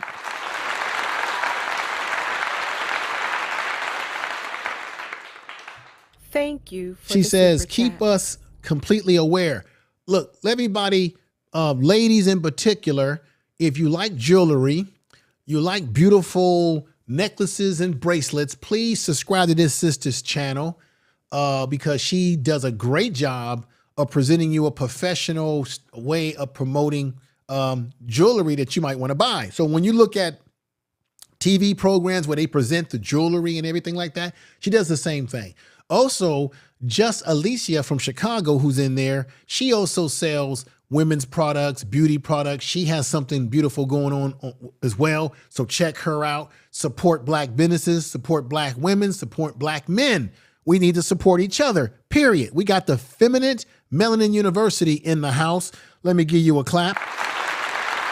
Saying 7. And Cap PY2, brother, don't be a stranger. I love seeing you over here. I really do. Really do love seeing you over here. Stephen Gilmore, make sure you check out his channel as well. Check each other channels out. Subscribe to one another. Support one another because we only got each other. We got India in the house saying great. Cap. Cap is great. I've been knowing Cap on the YouTube streets for quite some time. Matter of fact, Cap is one of the first people that would, you know, before I had people in the chat room, he's one of the first people amongst many other people who start coming over and listening to me regularly. And being a supporter, and he's still a supporter. So I appreciate you, Cap. I really do. Jill's Chocolate Boutique has a wonderful channel as well. So you make sure you subscribe to her channel and give her support, you know, whether she does lives or uploads. But I'm telling you, my sports channel, Prime Sports Media, please subscribe to it if you have not. When you look at that channel, and I've got about maybe, I'm getting close to 600 subs over there now, but look at my numbers. See, let me just explain something to you all. It doesn't matter how many subs you have on YouTube. It matters how much YouTube pushes your content out to get views. So I got about getting close to 600 subs on that channel, but that don't matter. The videos are being pushed in the algorithm because it's entertaining to people and people want to watch it. And it also goes to a broader audience and it's non-threatening content that they don't see as threatening. So I can drop a video over there or a YouTube short and it pops like popcorn. Pop, pop, pop, pop, pop, pop, pop. Before my eyes. So it just goes to show you, it ain't really about how many subs you got. It's about whether they're going to promote your video that they think is appropriate for the whole system. Let me see. Queen I Know I Am says Lion's Den's channel 2 is great. Yeah. Make sure you subscribe to Lion's Den's channel. Everybody give some love and respect to Queen I Know I Am. She's another one that's been following me for a very long time, since day one. And she also is a great mod for the elder, Bubba Shabbat. Bubba Rashad, the elder. Y'all know who I'm talking about. I'm tongue-tied right now because I'm tired. She's a great moderator for his channel. And shout out to him as well if he's out there listening. Let's go back in here. Oh, Old Reliable has been following me for a long time. I'm looking at some of my old heads in the chat room. Old Reliable has been rocking with me for a long time. Cat PY2, Queen I Know I Am, Melanin has been rocking with me for a long time. Obviously, Lion's Den's been rocking with me for a long time. Look, I just appreciate everybody that's here. We're going to get ready to get out of here. I'm going to get ready to end the stream. I'm going to come back. I know I'll be saying this sometimes, but then something happens, you know, in life where you say, okay, I want to go live on this night, but then I can't go live because I got to go do this or do that, right? But I have some more topics I want to talk about. So I will be going live sometime during the week. I'm not gonna wait till the weekend. I'm gonna go live maybe Wednesday night. I'm gonna fix or Thursday night, and then be on the lookout on my page. On my page, I'm gonna start uploading like 8-minute, 7-minute podcast on the YouTube page, where I'm just gonna do an uploaded video that's gonna be like a small segment where I just express my mind about a particular topic that you may be interested in for a small amount of time. Because YouTube, for those of you that are content creators, YouTube, if you go into your YouTube studio, they also introduced this podcast thing where you can have little podcasts. So I'm going to be doing that very soon. And I'll be explaining a lot of this stuff on my Info Media Live channel. I'll be firing that up very soon. And don't forget, I got the Classified Black channel, Classified Black. Be on the lookout for content coming from over there soon. I've got a couple of YouTube shorts over there. And once again, check out Prime Sports Media if you have not subscribed, if you are a person who enjoys sports, football, college football, and what I'm doing over there talking about Deion Sanders. So go ahead and do that if you can. Thank you. Let me go over the narratives and dialogue real quick before we get out of here. We got Stephen Gilmore in the house. Oh, wait a minute. Somebody else came in that I recognize. We got narratives and dialogue who says, good stream information, man. Show your touch some painful points on California. Yeah, California is the worst state in the country when it comes to homelessness. Actually, believe it or not, New York is doing a little bit better in terms of sheltering people than California. In California, we don't shelter people enough, and there's more people on the streets. It's a problem. But if y'all don't forget what I just said, 56% of the people in New York are homeless or black. 32% are Latino or Latinx. 7% are white folks. 1% are Asian or Native American. So you got more black people that are homeless in New York. And we sitting up here talking about migrants and shit. We ain't got time. And we sitting up here becoming a sanctuary city. San Francisco ain't got no business being a sanctuary city. New York ain't got no business being a sanctuary city. Chicago ain't got no business being a sanctuary city.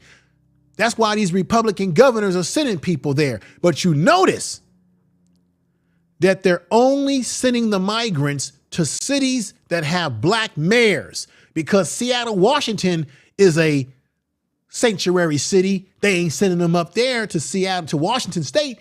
Oregon is a sanctuary city because just check this out, folks. All the cities in this country that are sanctuary cities, or states, should I say, that have makeup of mostly white mayors. These Babbitt and all these suckers in Texas, they're not sending them there. They're sending them to the places where they have black mayors. Chicago, San Francisco, New York. They're doing it purposely. Put the pressure on the black mayors. Get them jammed up. But check this out. These states, these cities should have never made themselves a sanctuary, because they haven't even done right by the citizens that live there. They're not even taking care of the black folks that make up 56% of their homeless population. And we sitting up here talking about some damn migrants. Pick their ass up. I don't care how anybody feels about this. Get all them damn migrants and you take them right back to the country they come from, and hold these South American and these Central American countries and Mexico, hold them accountable to take care of their own damn people. It ain't our responsibility to take care of their people. We're not even taking care of the people that's born here. And then you look at this. You look at this. Any of us can be in this position, because every American is only 3 paychecks, 1 to 2 paychecks away from being homeless. We're all 1 to 2 to 3 paychecks away from being homeless if you're not independently wealthy, if you're not a business owner where you've got independent wealth, you're all acceptable to being right out here just like this. This is why I don't make fun of people that's homeless. This is why I don't make fun of them and talk down, because any of us can be out there homeless for the first time in our life. And then we're going to also it's going to affect us mentally as well.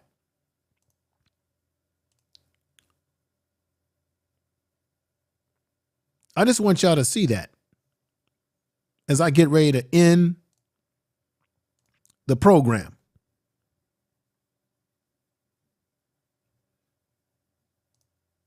It's a serious, serious thing. And that was Jordan Neely. Let's check him out again. He got that Michael Jackson stuff down. Look how his legs is moving, popping. See, this man, I bet you can tell he's younger on here too. I bet you it was a time in his life where things were going good for him, and then things started to go bad for him. And he probably was having a hard time struggling to make it. That's probably why he was out there hustling and doing Michael Jackson impression, because he needed the money. And then the loss of a mother who was deleted, and then his mental health problems is what broke this man down. And then the white boy comes along and kills him, deleted him, tells you and me, well, he got on the train and he made a ruckus. Okay, but he didn't harm anybody physically. You could have restrained him, got the police, and asked them to get him some services. But this is what happens in cities when you don't address the mental health component. You're going to have these problems. We're all going to be at risk when we get on subway trains by somebody who's got a mental health problem, because the country doesn't prioritize mental health.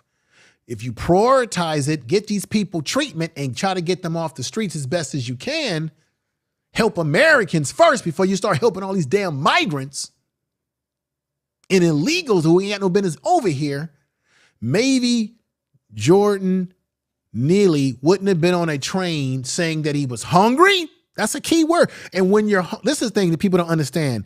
When you are hungry, this is psychology. Ladies and gentlemen, when you are hungry, you become agitated, you become angry. Look at yourself in the mirror. Ask yourself, when you go a long time without eating and you're hungry and you haven't eaten in a long time, how do you begin to behave? Do you or do you not become irritable?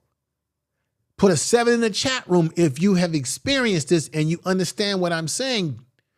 When you haven't had anything to eat or to drink, you become irritated. Even look, for those of you who've been parents, how do your kids behave? How does a baby behave? How do kids behave when they're hungry? They get irritable.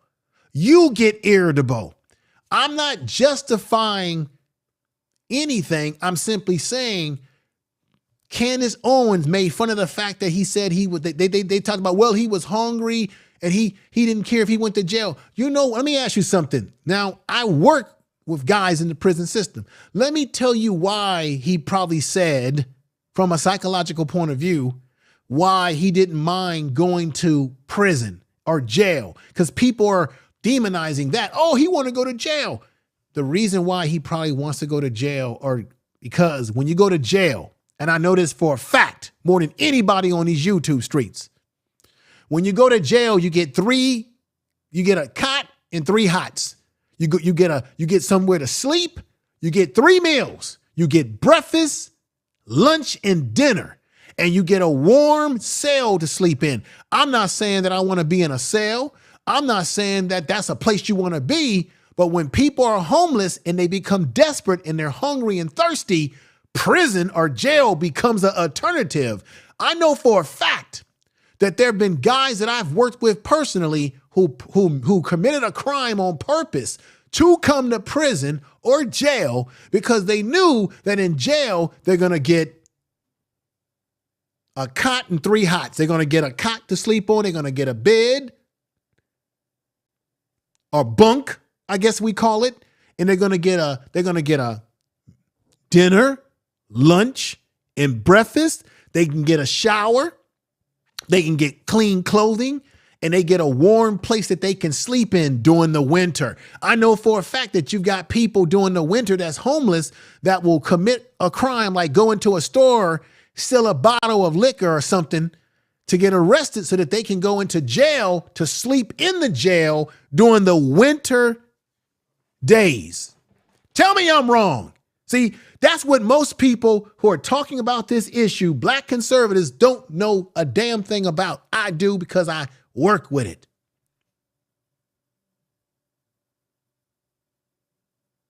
I know for a fact, I've worked with guys that have paroled from prison, and they knew they were going to be homeless and have nothing when they got to the streets. And they said, I'll be back. I'll go to a 7-Eleven. I'll bust some glasses. I'll do anything I got to do to get arrested, because I got priors that when they arrest me, they're going to send me right back here. And I say, why you want to come back here? Man, I got a room. I got a roof over my head. If I go outside, I'm going to be sleeping outside on the streets with nothing to eat. I got no money. I only got what they give me, some gate money.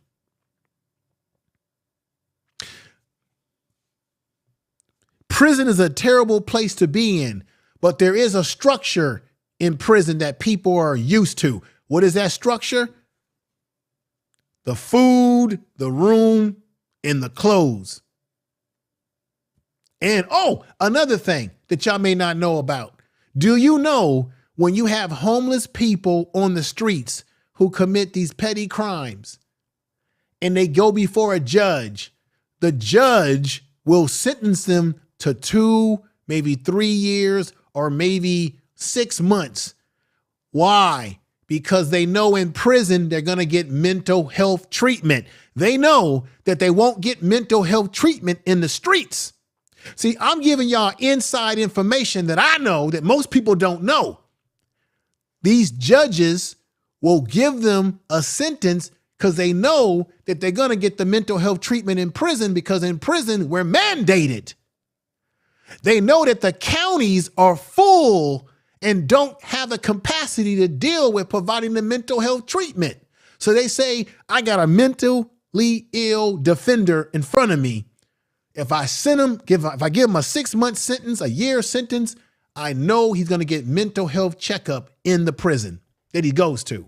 So there's some guys who have been sentenced by judges because the judge know that the prisons in this country have become a de facto mental health treatment system. You heard it from me, and I'm saying it because I know it, because it's facts. I deal with it. Prison systems in this country, especially in California, are becoming not only prisons, but de facto mental health facilities, along with being a prison for inmates who have mental health problems. That's the damn truth. Tell the truth. How many of y'all knew that? Hit a 7 in the chat room if you didn't know that. Let me put my man Naps on the screen. He gave me a super chat, which I really appreciate. I was supposed to end this stream a long time ago, but I had to drop this on y'all because a lot of people don't know that. See, if they would have restrained Jordan Neely, and let's say he would have been sent to some type of facility, he would have been better off alive, where he could have gotten the help he needed if he was having an emotional breakdown.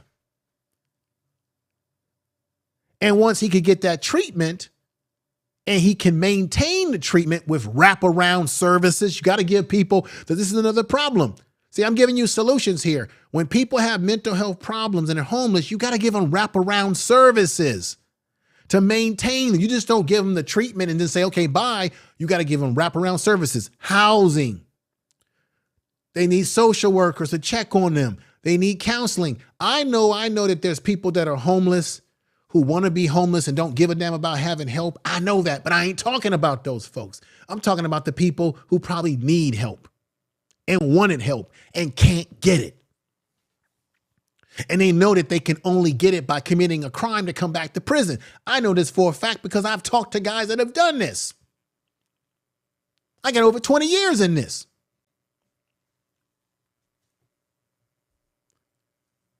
Yalpo, I forgot to send you the notification, brother. Damn, I know you told me when I go live about this issue that you wanted me to remind you. And I see you coming in the chat room now and I'm saying, damn it, did I send him a, because I know YouTube, they don't give my alerts out like they should. Where's Nappy Yankee gave me a, he said cool dice squad in a 3,500 month apartment for 6 months. And let me put my man Tribulation Kid up here. What's going on, Tribulation Kid? Did I get you on the board here, man? Let me get you on the board. What's going on with my stuff here?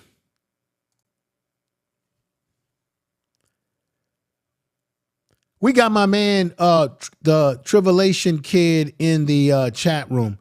Make sure that you go on to subscribe to his channel. Give that brother love. He gives me a lot of love when I go to his channel. I really appreciate you, brother. I see you in there, Tribulation Kid. I see you. We got Yalpo in the house. Tribulation's in the house. We got Monique Hill in the house. I appreciate you being here. Narratives, Yalpo, Yalfi, everybody is, I'm loving you all. And Naps, thank you. Naps TV, thank you for that super chat. And as a result of everybody that super chatted me, now it's time for some super chat music before I get out of here. Here we go. Thank you for the super chat. Tribulation, what's going on, brother?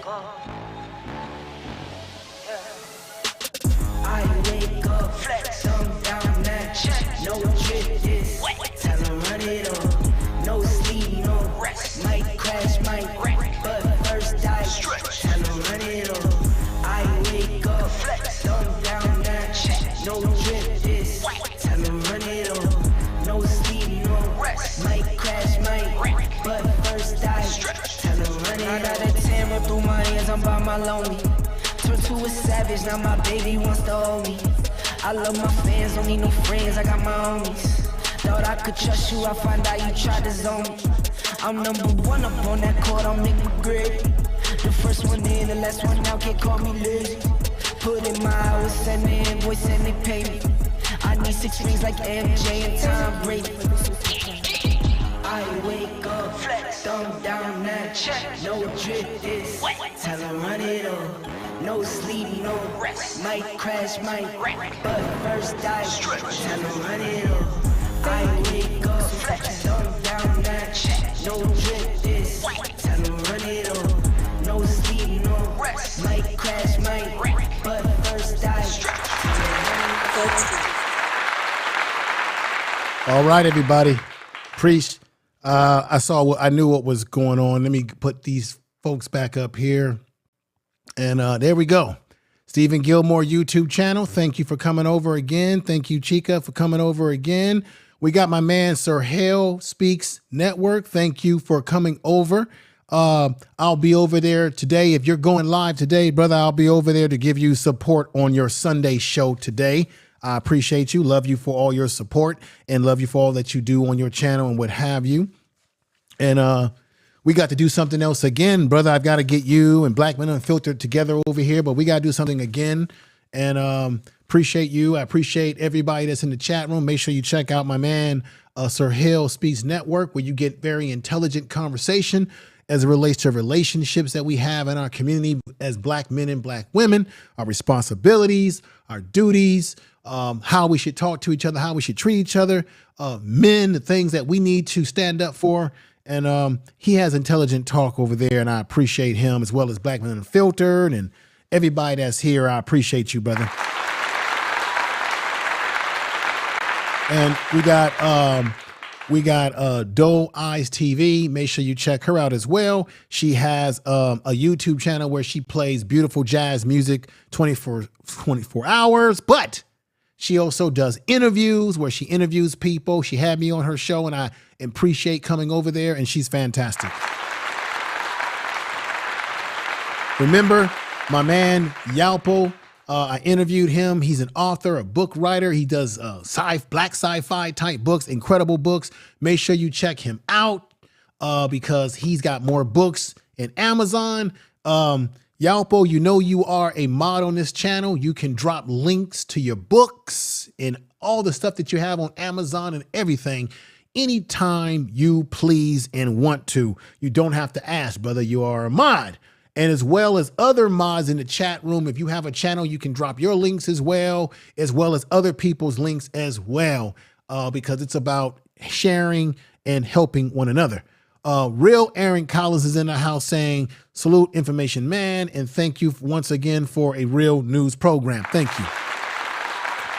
Like I said, nobody in mainstream media has given you a perspective that I've given you today, or the perspective that Jason Black gave yesterday on these issues. Nobody. You got the news, mainstream news, giving their spin. They didn't even want to tell you this man's name, and still they have not given us more information on his background. We know everything now about Jordan Neely.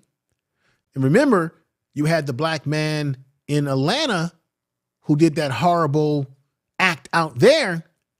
And in the same day, we knew his name, we knew what school he went to, we knew whether he got a library card, we knew everything about him. He did this. They said it was a homicide. He put an illegal chokehold on Jordan Neely, illegal in the state of New York, and it's illegal for a police officer. It's illegal for him to do the same thing, and he's not even arrested. Not charged yet. Now, maybe charges are coming down the pipeline. And remember, I told you there's a connection between Alvin Braggs, the DA of New York, and Thomas Keefe, who is representing Daniel Penny, because him and Alvin Braggs are rivals. So we're going to see how that plays itself out as well. Remember, I showed you this one more time. There it is. Attorney Thomas Keefe is representing Daniel Penny, who's to the far left in the tan jacket, who choked him, as you know, and deleted him. He has been in a battle with Braggs in New York, who is the district attorney of Manhattan, which was the job that he wanted in 2021 when he ran against him. He lost, and he's now representing the white boy who put hands on him. So there's and he's a conservative Republican, and he has a connection. He's also military as well. Remember, before I end this, as a reminder of people who came in late, why is it that he didn't get arrested sooner or another? This is purely speculation. This is purely alleged what I'm saying. He has a father who was a chief inspector in the New York State Police. There's a relationship.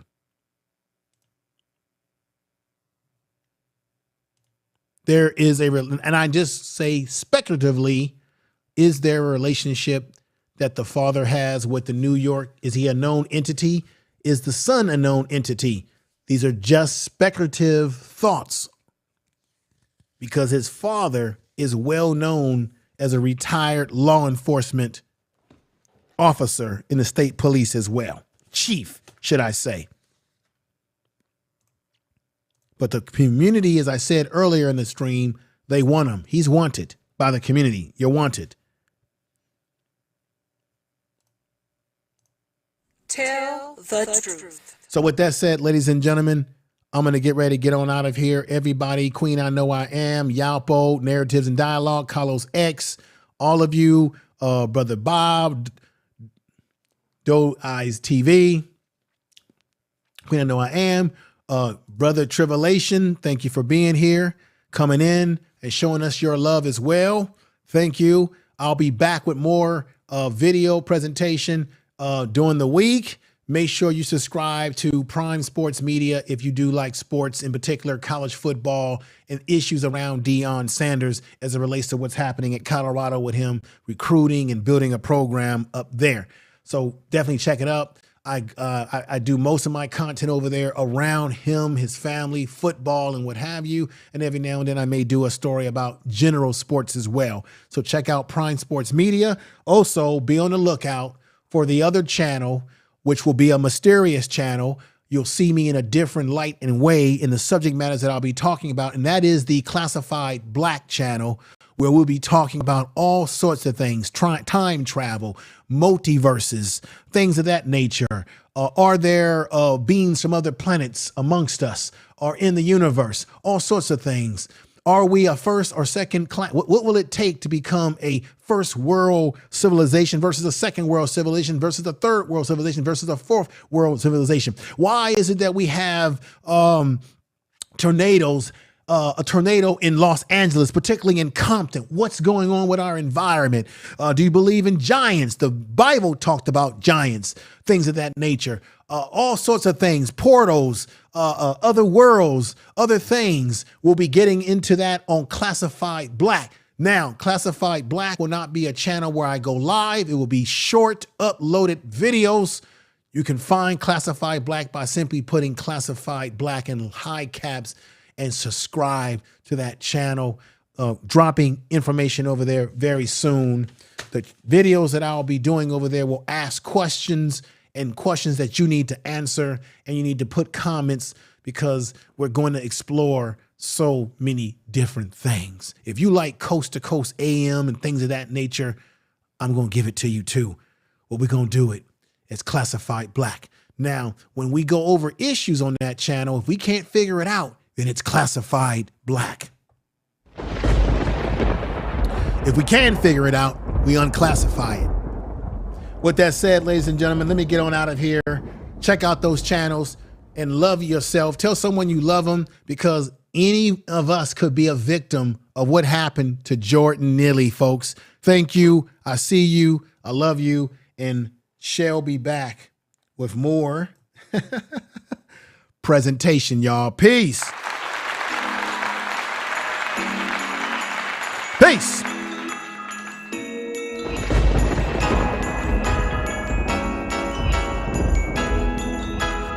Yeah. Yeah. Peace. One. You are listening to Information Man. Please make sure to subscribe. Thank you.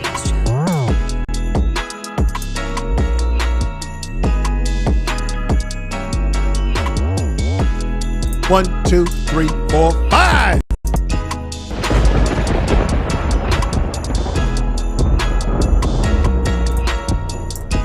You've been listening to the Information Man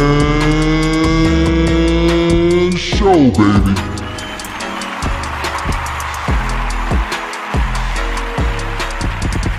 Nobody does it like me. But the audience is the most important thing. Those that support the channel are important. The facts is told.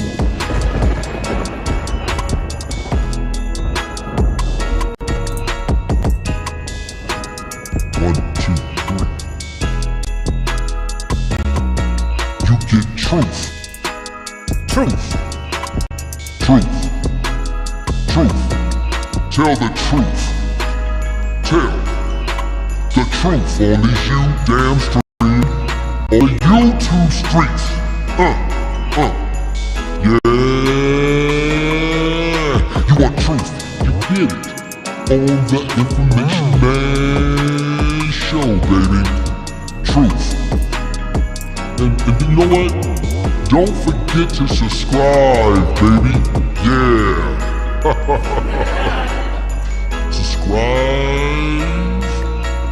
1, 2, 3, 4, 5. Jordan Neely needs justice. Only in America does this can happen to a black man. 1, 2, 3. I see you.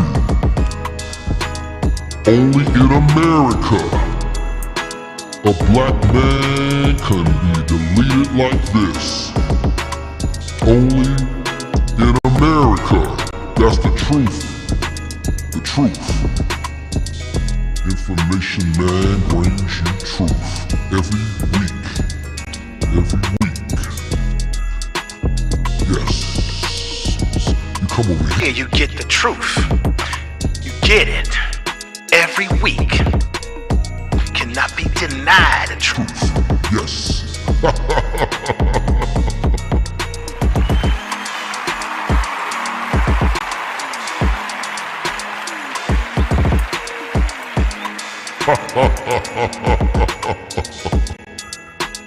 One, two, three,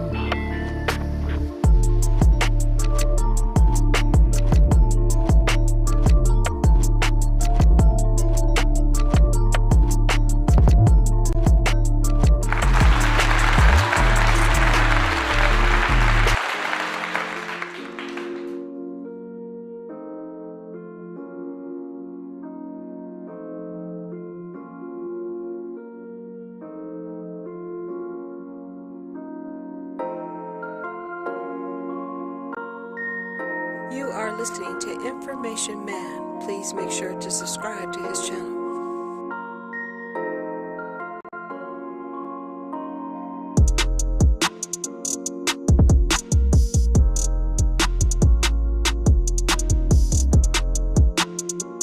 You are listening to Information Man. Please make sure to subscribe to his channel.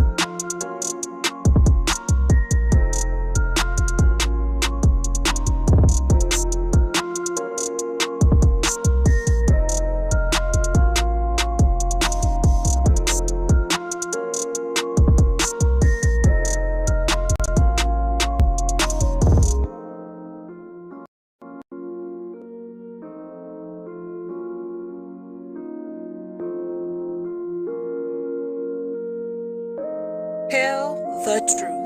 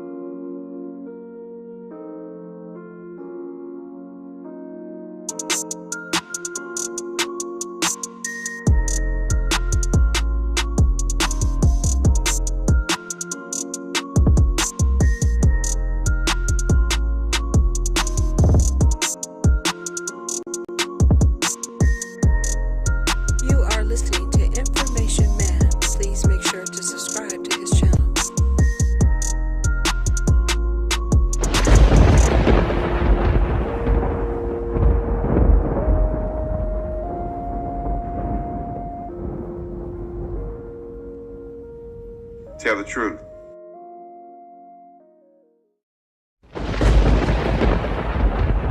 Tell the truth.